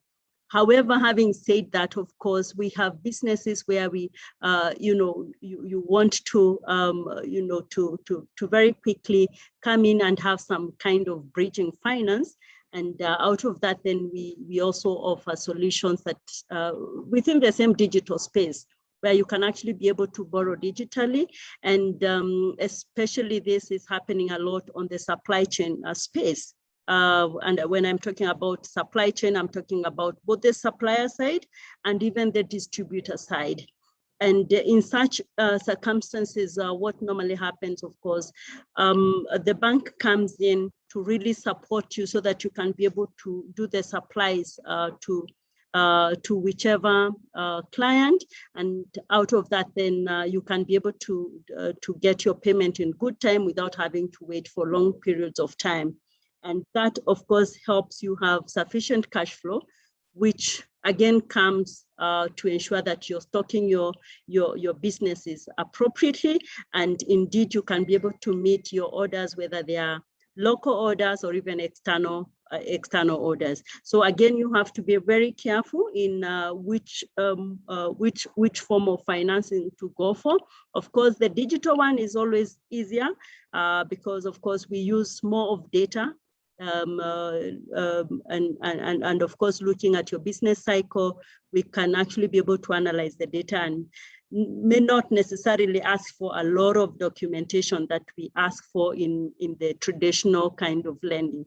But for the digital side, I mean, we only review your data, review your trading cycles, review your turnovers, and out of that, we can be able to allocate your facility depending on your trading cycles. The other very important thing that Mr. Tuva talked about when you're looking at the e-commerce space, and that is where he said, I mean, you can be able to just have, a shop within the internet of things, or within your website, where you can, be able to sell things at the comfort of your office, or the comfort of your home, or comfort of wherever you are on the internet. Again, on that space, using our e-commerce solutions, you can be able to access, make payments, and even collect from your buyers. So again, it's an area that we would want to support our customers, and especially the youth who are really coming into this space through partnerships, as I said, because I know the theme of this forum today was more on planning on value chains. And of course, when you're talking about value chains, you're looking at value chain from whether it is farm to fork, or from whatever production to wherever the product is being consumed. So again, we come in here with bridging solutions, which again go to speak to your cash flows, and out of these cash flows, you can be able to generate income sufficient enough to pay for the bank's interest. That is what I would say around that, Jesse. Wow, thank you for that. Yeah, I feel like there's nothing more I could add on. I feel like that was very, very, very conclusive. And at this juncture, I'd like to bring in Professor of Technology and Dean of School of Education at University of Eldoret, Professor Kisuli, to just touch on the TVET space and how the youth could use technical and vocational skills to grow themselves and also hopefully enter into enterprise. Prof? Thank you so much. Thank you so much. Let me start by first introducing myself. I hope you can hear me. And I'm sorry that I've been coming in and going away because there are many things I'm addressing, but it's okay. It's fine. I'm Kisilu Kitainge, the Dean School of Education at the University of Eldoret. I am a TVET trainer. And we do so much about the youth because I'm training teachers at different levels for different areas. And in addition, we are training people who go into industry to perform different tasks. So generally, what I will say is, if I were to offer a piece of advice to a youth, I would simply say, first and foremost, you need to understand yourself. Understand yourself, and from where you are, irrespective of the position, work towards improving yourself. Self-improvement is very important in all that we do. Self-improvement is important. How do we improve ourselves? By being observant, by being careful to listen, by being able to follow up with those who have already done it, and also learning lessons from those who are in the process of becoming. I like the experiences that have been presented here. They are wonderful. I like what our brother Tuva has said. I like what the bank has said. I like what the Kenya National Chamber of Commerce is doing. It is wonderful. So how do we take advantage of what the government is offering right now? All I'll say is that at all levels, there is something that you can get for yourself in TVET. Right now in this country, TVET is extraordinarily open for everybody. There are skills for those who want to upgrade. There are skills for those who are beginning. There are skills for those who are re-engineering themselves. And there are skills for those who want to improve performance in the different sector. So generally, TVET has now finally been given the opportunity to shine by the government. And there's so much which is happening. The government has put in a lot of machinery. Actually, we have better machines in our TVET institutions than we have in most industry. So basically, we are learning with the best. We have the best institutional training facilities. The experience that you get at the training is far, far, far as good as what you find out there. Right now, the skills are being matched with the demand. The move is towards matching skills and the demand, so that whatever you do it, and you are going to find some slot out there to engage you. It has always been a complaint that we are lacking soft skills in TVET. That is a major area that we are focusing on. Soft skills. These are transferable skills.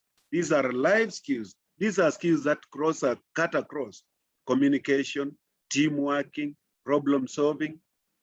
Such skills which have been missing earlier on, these days are being, and again, TVET earlier on used to be for men. But right now there is a lot that all gender can do within the TVET. There are skills that are for everybody. There are skills that are meant to facilitate everybody to function at different levels.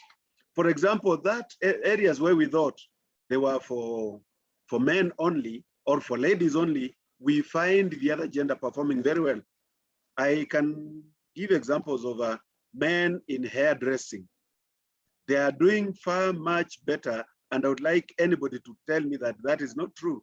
Men in hairdressing are doing far much better, and they are getting far many clients, and the level of complexity into what they do is going higher and higher. So that is an area that we need to take advantage of. We also have men in food industry. They are doing very well. We have ladies in engineering. They are doing very well, and there are no barriers. Currently, the government is financing TVET in a big way.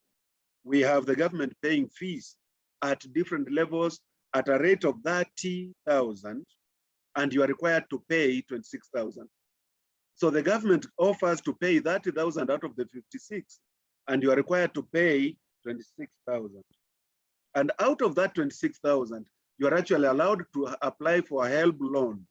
You can apply for HELB loan where you are given even up to 60,000. So generally you can do learning or self-facilitation, self-improvement, and the government pays for you, and you are given a loan that you will repay later on in life. The TVET currently that we have in this country has stronger links with the private sector. The links with the private sector is strong, and we are keeping on improving, and that is a plus, because earlier on, training and performance were separated. We have been working on changing the public perception about TVET, because generally you will find that somebody will say, I am not for TVET. I don't think TVET is for me. And then I could ask all of us, those who are here, the facilitators and everybody, who made your good suit? Is it a degree holder, or is somebody from the TVET sector? Who made the house that you're living in? When you look at the curtains that are making your house beautiful, who did it? When you look at the painting of your building, who did it? It is TVET that we live on, but we tend to disregard it. That change of image, we are now working on it, because generally we leave TVET we sleep TVET, we eat TVET, we do everything TVET. And we also make money in TVET. There's a lot of money in the TVET sector. In every town, I'm sure we have the mega shops. Every town we have the mega shops where we do the big business, but behind the mega shops, go there and you'll find young people getting involved in small scale businesses that give them a lot of money. In Eldoret here, we call such spaces the Sakatis. I am sure Nairobi has the lower side of Nairobi where you get everything. Most guys go shopping down there. Then we have more institutions. Actually, the target is to have at least 2 TVET institutions in every constituency, and that will make it big. The government is valuing TVET and providing a lot of space for expansion. And as I come to the end, let me mention that we have worldwide recognition of our TVET institutions and worldwide recognition of the skills that we give. And we have a way of equalizing the skills, or a way of having a pathway so that you can start from the lowest as you go to the highest possible level of achievement. Pathways are there. We have what we call recognition of prior learning. You can come in with a skill that you had learned and you never utilized it. That skill will be recognized and you are given that allowance to advance in it or to improve in it. TVET is no longer that you must do the 3 years continuously. You can do 1 year, you do the modules that you require, and after that, you go practice, you come and do module 2, you go practice, you do module 3, you go practice. So we have very many avenues for expressing ideas that support us in TVET. And the youth should take advantage of this, because I believe we are not leaders of tomorrow, we are leading today. The youth is no longer leading tomorrow, we are leading today. We need just to empower ourselves. And I like the comment that was made by our sister when she said that we need to be viewed as people of dignity. My brother also mentioned the same thing. What is our currency? What are we known for? If you can't have it today, say, I can't have it today. I will have it in 1 week, I'll have it in 2 weeks, so that we are known for saying the truth. Actually, youth should not be associated with being crooky. They should be associated with being able to learn, being able to be mentored, and being able to grow beyond those who are mentoring them. I love when I am happy when I see people who have gone through my hands becoming better than I am, and that is my joy. I am in the TVET sector. I am the chairman of council, Kisii National Polytechnic, and we are mentoring over 10,000 youth there. In the School of Education here at the University of Eldoret, I'm in charge of the School of Education, and I have a population of about 12,000. So in my labs, I have about 22,000 youths that I'm mentoring to become better than we are. Thank you so much for that space. Wow. Thank you for that, Professor. It's very, very insightful. I'd just like to touch on some things that you highlighted. On one being the inclusivity that has been brought to the TVET sector. Now it's for everyone, not just a select few. Also the government opportunities with financial support for people to enter the TVET space, and also how people could actually use TVET to branch into enterprise. If you have the skills as a hairdresser, as a engineer, as a plumber, you could transfer that, get a community of you, and offer that service at a fee. And that's how we could transform our economy through the small skills and large skills that are offered through the training institutions. At this juncture, I'd really love to open it up to questions from the audience. So we have had people post questions in our Q&A forum. So if you have any other questions, you could also raise up your hand, and we could have you speak. I'm seeing here David has asked a question. So David, maybe you could unmute. All right, thank you very much, Jesse. Lovely speech by Professor Kisilu Kitainge. I really enjoyed, his speech on how we could mainstream and leverage on the opportunities that are being offered by the TVET institutions in the country. And I'm really liking the efforts that are quite visible and demonstrable by the government and also TVET institutions in doing this. So my question to Dr. Kisilu is this. Pursuant to our theme for this year at the Chamber for IYB, Youth Inclusivity in International Trade, we know that labor in and of itself is a tool, for what do we call it? That can be transferable, that can be traded. So how do you think, or rather, what are the prospects for youth in TVETs who own TVET skills, who own practical skills, for them to export their labor to different countries around the world, and also now contribute and inject directly back into the GDP through foreign direct investments or through remittances, foreign remittances by the diaspora? Mr. Kisilu? Thank you for the question. Thank you so much. I would like to mention that I started from self-development. Once you get the skills that are required, you actually become a world citizen. You become a world citizen where you can be engaged anywhere in this world. I am sure of countries in the world that are looking for these TVET skills. Australia does not have enough mechanics. We are still looking for mechanics in Australia. Australia does not have enough hairdressers. We are still looking for hairdressers in Australia. Australia does not have enough people to work in the hotel industry. We need these skills that are for making money. Actually, you can make all the money in TVET. We still need the builders.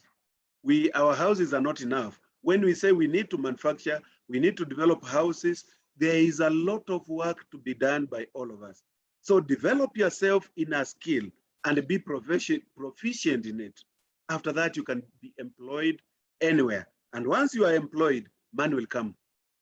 Don't look for money before you have developed yourself. Do not look for money before you develop yourself. First, develop your skills. After that, apply the skills to make money. There is a lot of money to be made, but when you go there, when you are blunt, without the necessary skills that will give you a headway, you'll go to suffer.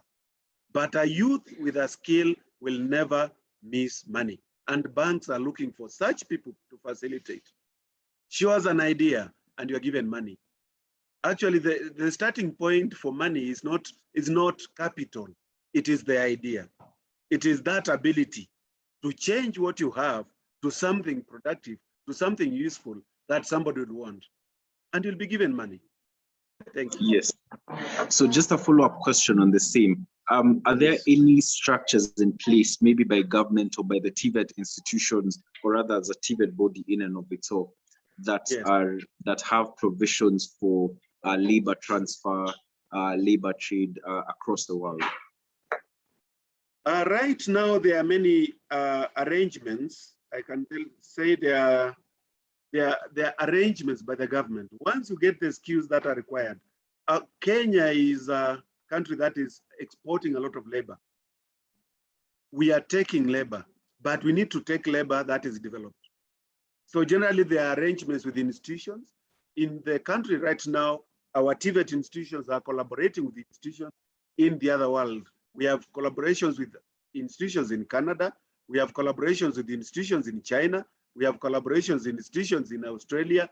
So basically, whatever skill you get here is internationally recognized, and you fit into their education system and also their recognition for labor.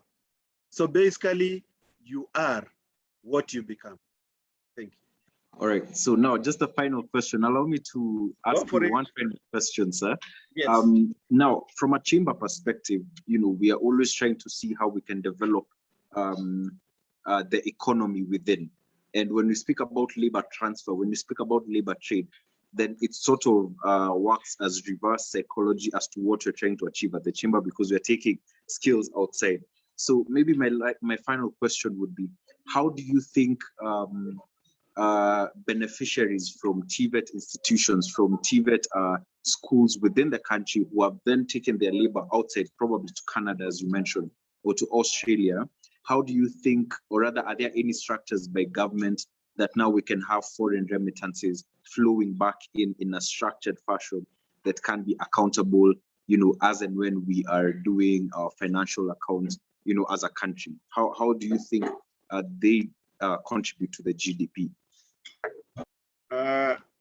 The way I see export of labor is not that we are losing, we are actually gaining. There are those direct remittances that are made back to this country. Number two, we get opportunities for technology exchange and transfer. Technology exchange and transfer, you go there, you work for 2 years, you come back, you facilitate development of additional skills. Also, you facilitate establishment of organizations that are going to employ more youths. So the aim of it, of going out, is not to go and live there. It's going to get facilitation to develop. You develop yourself and you develop others. So that way, the effect becomes multiplied. You go, you get international exposure, you get international experience, you get capital, or you get means and ways of establishing related services in this country. So generally we gain, much as we appear to be losing at the start, but we're actually gaining. Because what benefit is it to have excess labor where we are not engaging all of them? There is a problem. We need to engage our people, but we also allow movement that recognizes that you are going to plow back what you are getting to this country, and you are coming to invest in this country in a bigger establishment. Thank you. Great questions. So I'm seeing here from the chat there's several questions, and we'll only be able to take a few since we are currently gone above our time. So first question, which is pretty simple, that I'll address to Director Mushiri, is Gerald wants to know how you can join the chamber. Director Mushiri? Yes, joining the chamber is a simple process. What you do is just go to the website. You'll find a procedure there on our website, and then you'll be able to pay through M-Pesa to join. Alternatively, you can walk into any one of the offices all over the country. In every single county, there is an office. Find us online. You can go use our hashtags. You can use the website, and you can now get an office next to you, close to you. The process is simple. You just pay. We have gotten, just in recognition of youth and ensuring inclusivity, we've gotten very, very relaxed rates that is available for young people. Okay, pretty simple, pretty clear. Website. Also follow us. You get some insights on how you could join the chamber. Pay a small fee that will give you. Yeah, the website has been put in the chat. So just go to that and you'll see how to join the chamber and take advantage of the various opportunities that are present. Second question, I'd like to maybe put it out to Mr. Tuva.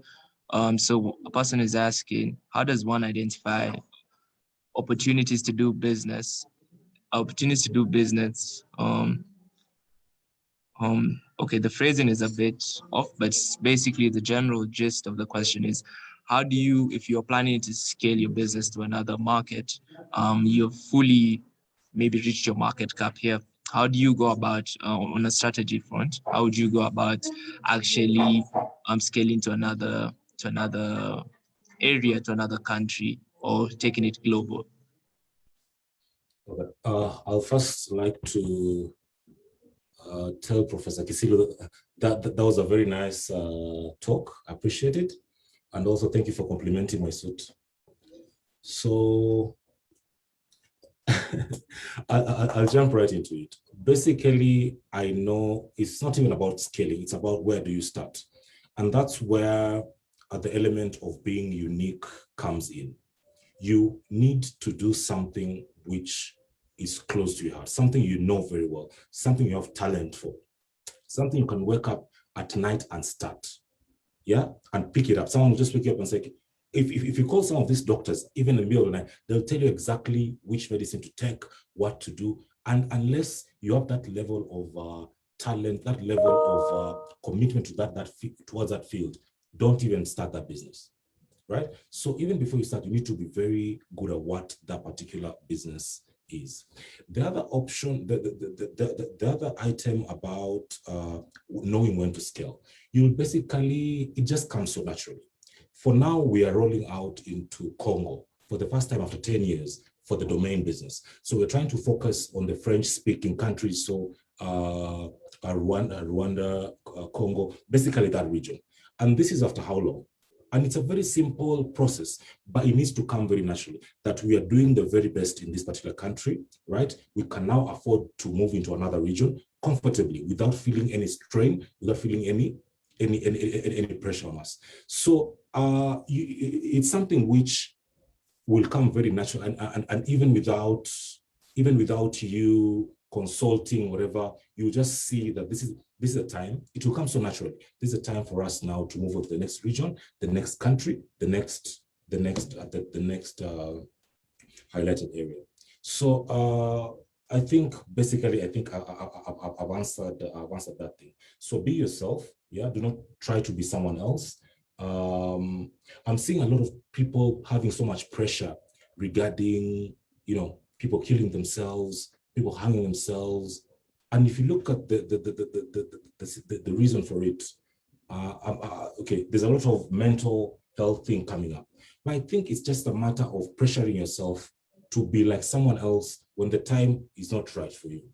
People go to IG, go to social media, and they look at how other people live, how other people are doing their thing. Realize that person has a loan they're paying for, you don't see. You just see the nice car, right? There's so many other things happening in people's life, and they will only post the positive ones. So in terms of this mental health issue, you need to be able to run your own race, right?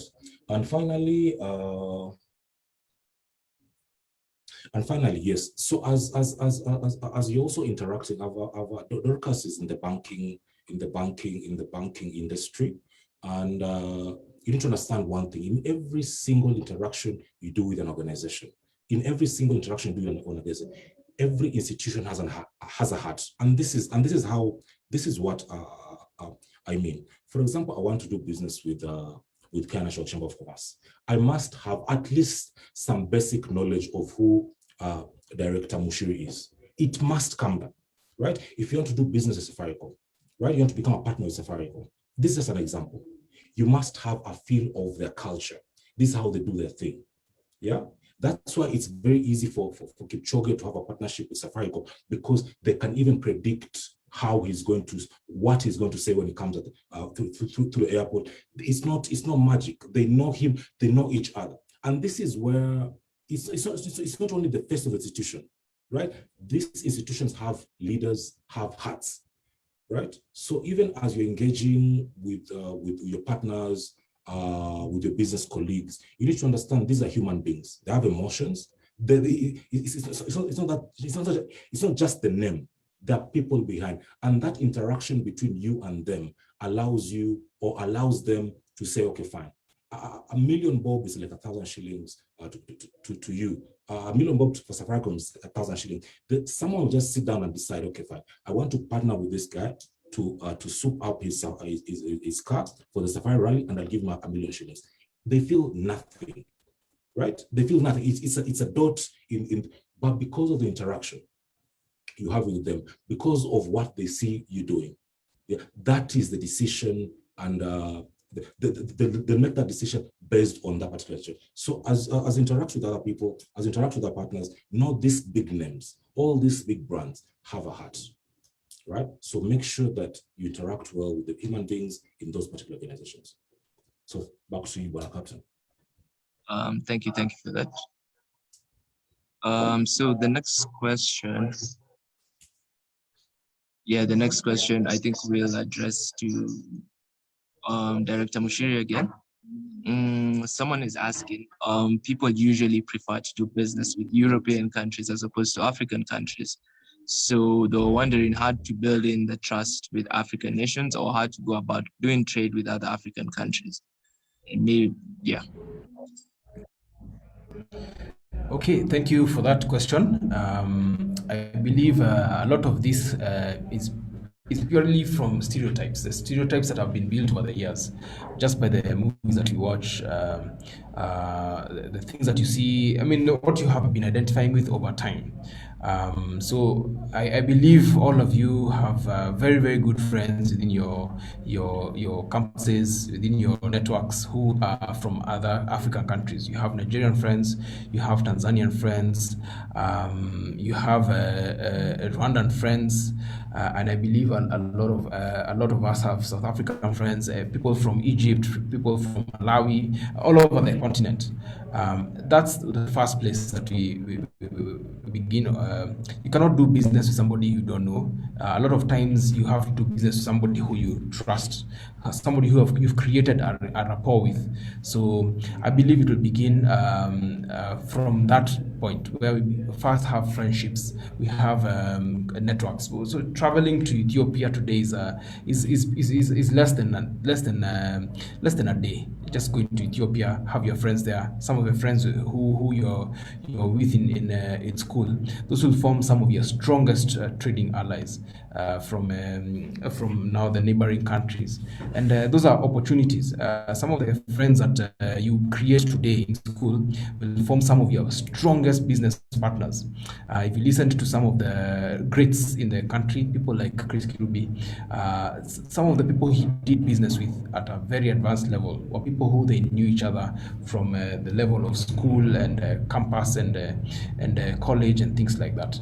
So the friends that you have today within from Africa, from different parts of Africa, be it from Gambia, be it from Nigeria, from Niger, be it Botswana, some of these friends you'll actually be able to do a lot of business with. Currently, I believe one of our former focal points in Strathmore is now currently in DRC and already exploiting opportunities for business. But the people he'll engage with will actually be people he knows. So someone like you, Jesse, and others who you've been able to work with over the years. So I believe that is a starting point. I also believe a lot of you maybe will also have a chance to engage with at even higher levels. Some of you may even begin to find family roots in different other countries, and encourage you to go out there and get new roots in other parts of the world. I think we've seen a lot of Kenyans getting new roots in other parts of the so those are some of the ways, and over time we'll begin seeing some of these borders becoming less and less of a barrier, just as we have seen here locally. Just the cross-pollination between different cultures, it breaks down a lot of the barriers, and it's easier to now do business as we go along. I hope that answers the question. Yeah, I feel like you have aptly answered the question, and maybe just to touch on some few areas you've talked about, and also that Mr. Tuva talked about, there's that misconception and there's also the trust. If you recognize, as Mr. Tuva said, that the other person you're doing business with has a heart, is also a human being, you'll be able to build in that connection. And that misconception that, Europeans are more trustworthy than Africans is just a misconception. And also working with the chambers. Mushiri mentioned every country has a chamber of commerce, and you can be sure to see that, if a business is domiciled within the chamber, our chamber can actually assist with that business, can actually assist with anything that could actually go wrong with us, like litigation, dispute resolution. That way we are actually safeguarding your interests as an entrepreneur. That's another reason you should actually join the chamber, to ensure that your internationalization efforts are worthwhile. So one more question, I think two more. I'll take two more questions and then we'll end it at that. Right. Sorry to cut you, Mr. Jesse. Sorry to cut you short. No problem. Also in the building, we have Janet Kisio. Janet Kisio, all the way from Kipi. And I don't know whether she's around. Janet, can you hear me? I can hear you. Oh, you can hear me. Great. It's great to have you. Yeah. And the conversation today is amazing, and also the conversation is really good. I hope that you had the opportunity of joining in a few minutes prior. Great. So I'd just like you to shortly talk about intellectual properties, because that's where you are really good at. You could just kind of go on. Go ahead, please. Thank you, moderator. Just like the way the word states, intellectual, so it's a property of the mind, it's a creation of the mind, and especially our young people.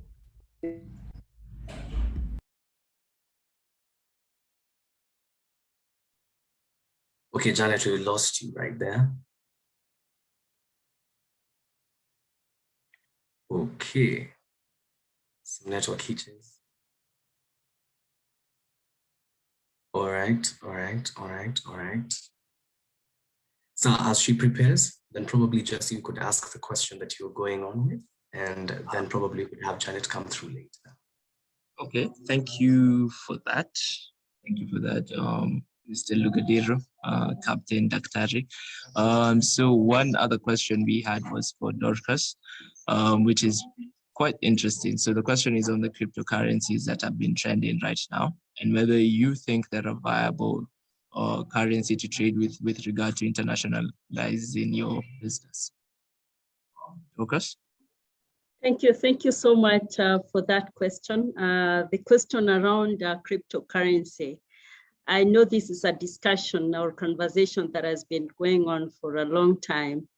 And what I could say is, of course, some jurisdictions or some countries have already accepted it, and people are already using the currency. However, if you come here locally, I think we are regulated by the Central Bank of Kenya. So for every currency that is introduced in the country, I mean, we must get an approval from the Central Bank. And based on the circular they issued in 2015, I think we as a country are not using or utilizing the cryptocurrency. But what I can say is that, of course, there's always a time for everything. And you see, as so many other jurisdictions are accepting this as a currency, definitely at some point in time, there might be an opportunity to utilize it here locally. But of course, that again will be really advised by the central bank. So for now, as a country, no. But I would say that, some jurisdictions or some countries have already started utilizing it as a currency. So again, we see an opportunity there as to when we can, start having it here. That is something that we still seek and wait for guidance from the Central Bank of Kenya. Okay, thank you for that. Maybe we could go back to Lugadero. Daktari, are you present? I am very much present. Apologies for that. I was just trying to follow up on Miss Janet. And all right, I think she's here. But thank you so much for that question on cryptocurrencies. As a heavy investor in cryptocurrency, I think it's about time the Kenyan government recognizes it and also allows it in our marketplace. So for now, I'd just like us to talk more about the intellectual properties. And in fact, we also have a question right here. I'm going to ask it now so that as you continue with the conversation, Janet, you could probably address it. So there's an attendee who prefers, okay, there's an anonymous attendee who's asking, how can one get KIPI? I emailed them in January and never got a response. Kindly ask Janet. So Janet, I believe that you have heard that question. And I also believe that you can hear me now. Yes, I can hear you, but I did not get the question. Is it IPI or is KIPI, the office? KIPI, KIPI. Oh, okay, thank you. KIPI. Yes. Thank you. Okay, we are located somewhere along Wayaki Way, behind the Quick Mart. In fact, when you enter in front of the Quick Mart, you just see our signboard, then you just come behind it. So you'll just come and then you will. But also you can drop your question or anything through our website, or our Twitter, or our email, the general email, which is info@kipi@go.ke. Okay, I want to talk about the importance of intellectual property in doing business.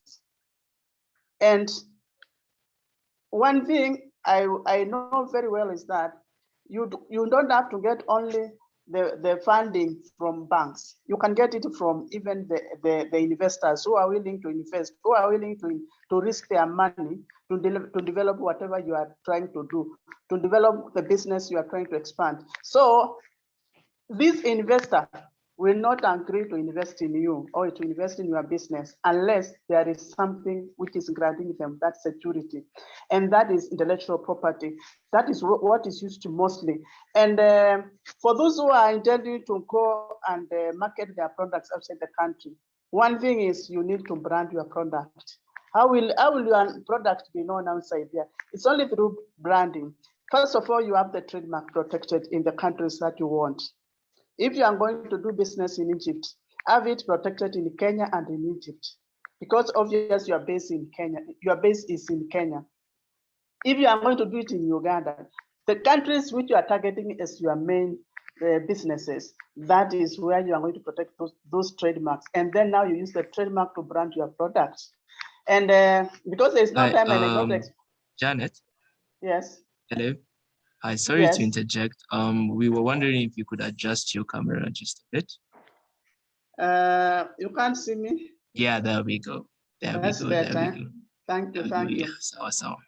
Yes, so the countries you want to do business, those are the countries you are going to protect your trademark. Trademark is very good, it's very important when you are doing business, because that is how you'll identify your services, that is how you'll identify your products in that market. And that is how you'll associate your whatever you are doing with the signing in their market. So it's important that you do, and remember, converting it from Kenya, protect it in Kenya, and protect the market you are going to supply.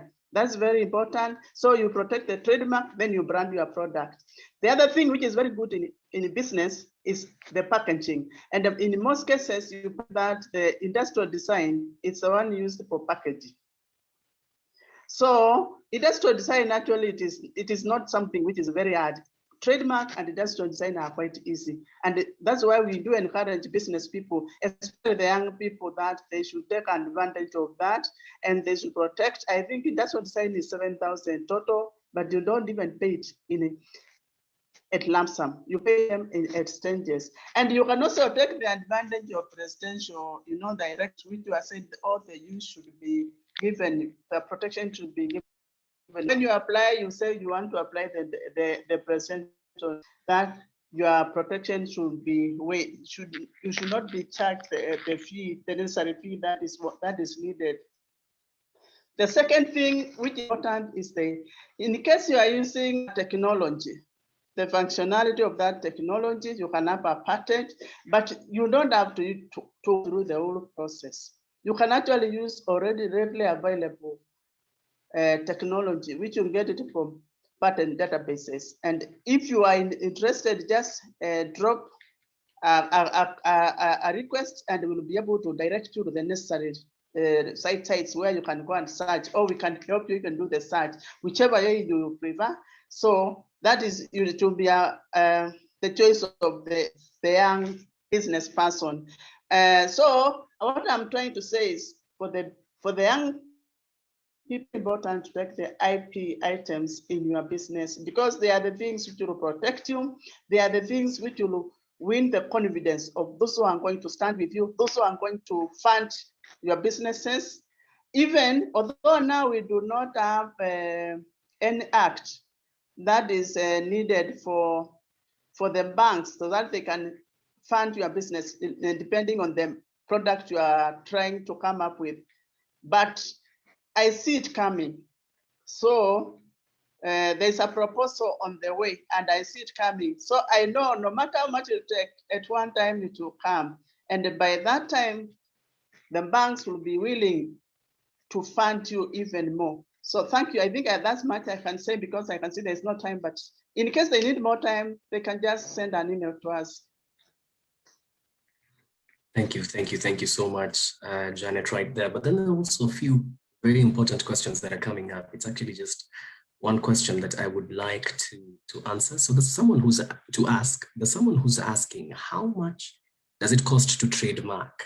How much money does it cost to trademark? Would you kindly answer that? Yes, I will ask for trademark. If there are no complications, total is 12,000. Don't pay it. You don't pay it once. Exchanges, the exchange of application, the exchange of your application. So we do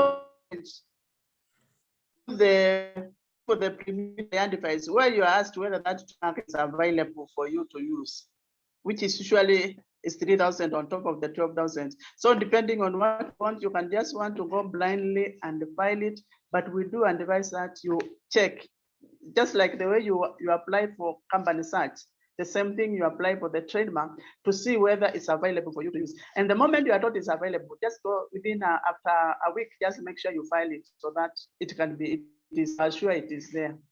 Thank you. Thank you so much for that. And also for the very many people who are asking where they can find their contacts. We're going to share them right at our chat section. I think our admin can actually do that. So ladies and gentlemen, thank you so much to each and every one of you for joining us today on the KNCCI the KNCCI Youth International Youth Day. And indeed, those were such amazing conversations right there. And today, I think I feel like I've been made into becoming a better person. If you would have listened from the conversation that Dorcas was talking about, I feel like I can become a finance expert right now. So Mr. Mushiri, your company can employ me, I can handle your finances right now. Thank you so much to all the panelists who came through. Thank you so much to Mr. Adam Tuva, who continued to remind us about the importance of networking, not just networking, but also building relationships, and not just building, but mending bridges, something that we often put aside probably because of pride and stuff like that. But we always have to remember that there are those values that we often have to build before we can even think of, or rather, before we can even think of starting businesses.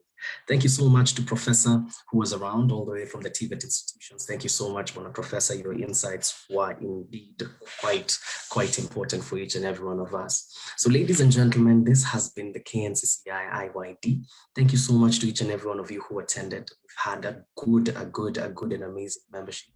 Thank you so much to each and every one of you who took this time to actually show up. Thank you so much to the KNCCI CEO, Mr. Samuel Matonda. I don't know whether Mr. Samuel Matonda is still around.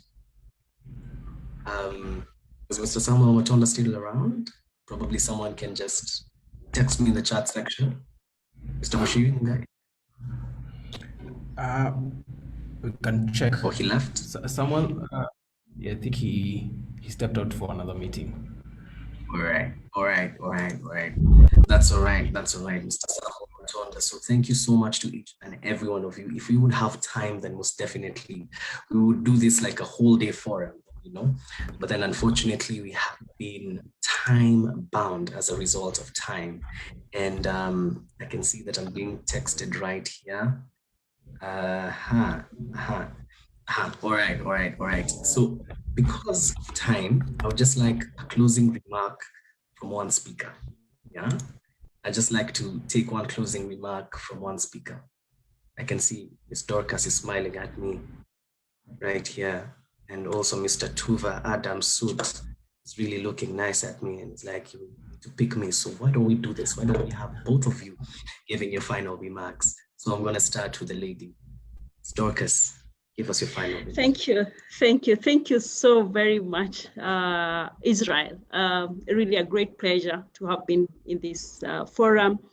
Very insightful, and mine is to say you can always reach us for to further this conversation, or even to come for consultancy in terms of how to invest, how to get to access to finance. And again, to really thank the KNCCI team for organizing this. And we really want to support and even work with the youth as they grow to become the next, big entrepreneurs in this internationally. Thank you so very much. Asante sana. Mr. Adam Tuva, take it over. Okay, so that's a nice one. Nice way to end. For me, I would like to encourage young SMEs, young youth, whatever, people in that industry to just take it slow. Choose your passion, take the first step Of course, there's some items, there's some places where you fail. Take heart, start again. Don't be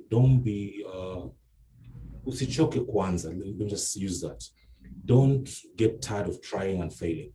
Yeah, so be stubborn about it. Make sure you keep on trying. So one thing I encourage every single person I talk to, every single person, employment is a good thing. Very whatever you expected to get your salary at the end of the month, but after you learn the basic skills, how to send emails, how to communicate, the basics, because you cannot get into business without learning the basic skills, how to wear a tie.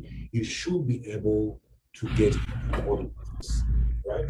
So I really encourage young SMEs, young people in business to give it a try. So slow, be original, don't be afraid to fail. And last but not least, I'd like to thank our Director Mushiri for giving us the chance. I'd like to thank the Chamber President. I know he was not in this forum, but I know he was with us by heart. The support and opportunities he avails to us for the youth, it's really amazing. And I really want to take the opportunity to thank him for that. Asante sana Bwana Mushiri. You'll pass my greetings to the CP. I will do that.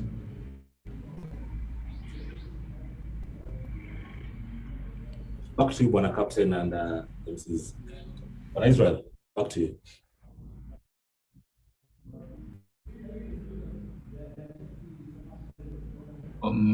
Lugadiru?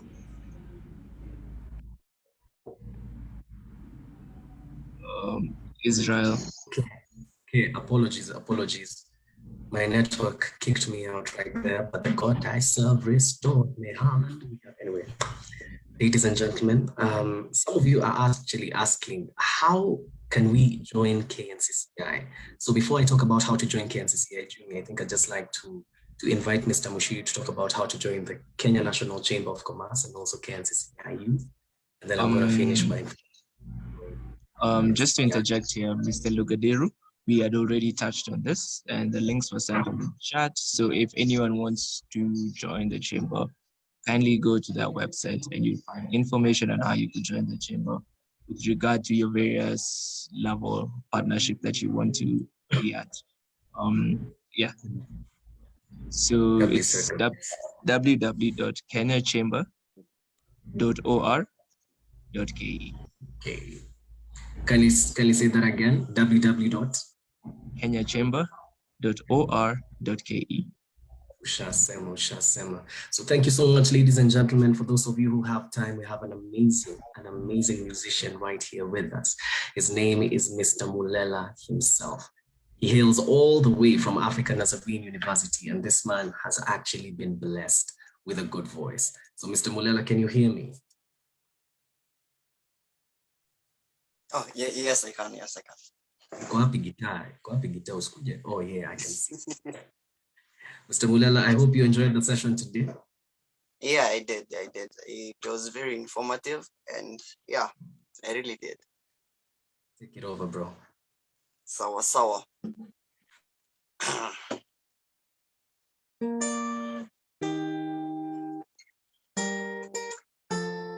Yeah.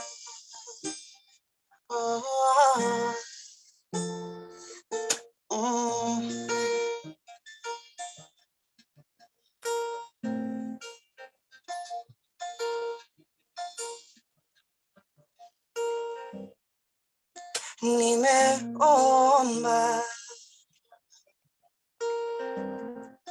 tena sio mara moja, kwa roho na kwa kweli, bali sijapata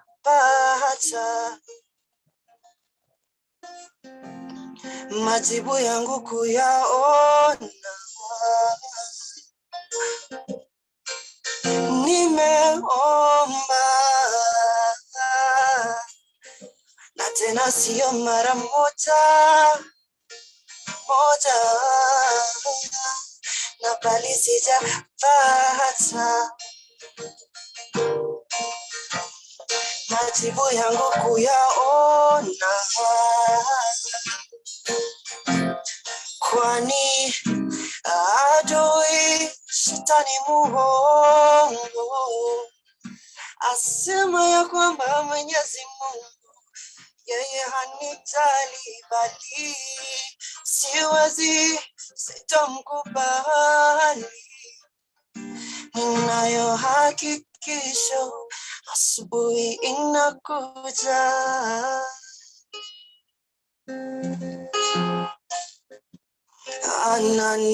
ananijali, ananijali, sitokubali kuzama kwenye maji, ananipenda, yeye ni mwema.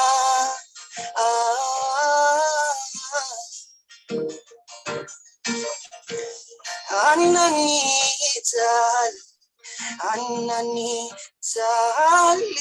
sitokubali kuzama kwenye maji, ananipenda, yeye ni mwema.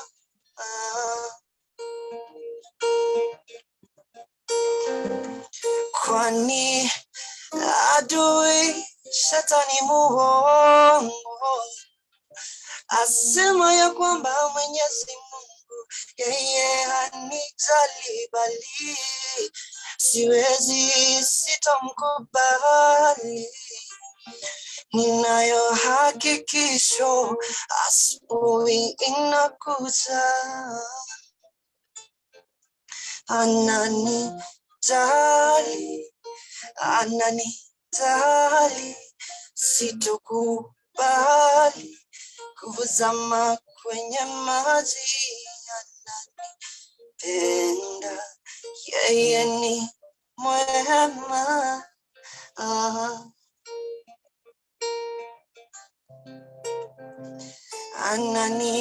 Ananijali, ananijali, sitokubali kuzama kwenye maji, ananipenda, yeye ni mwema.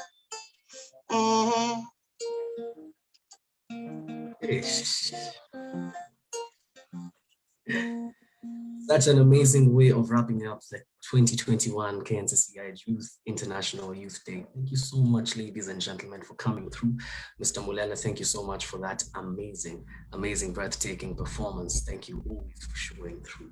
So, ladies and gentlemen, this is the end. For those of you who would like to still remain behind, there's going to be a video montage that's going to be coming up. This video montage is actually a small compilation of what KNCCI youth are actually doing. And these youths are not just from Nairobi County. These youths are from all over Kenya, from all over the 47 counties right here in Kenya. So ladies and gentlemen, my good name is MC Daktari Israel Lagadi. It's been a pleasure to have each and every one of you. God bless you. We'll see you next time.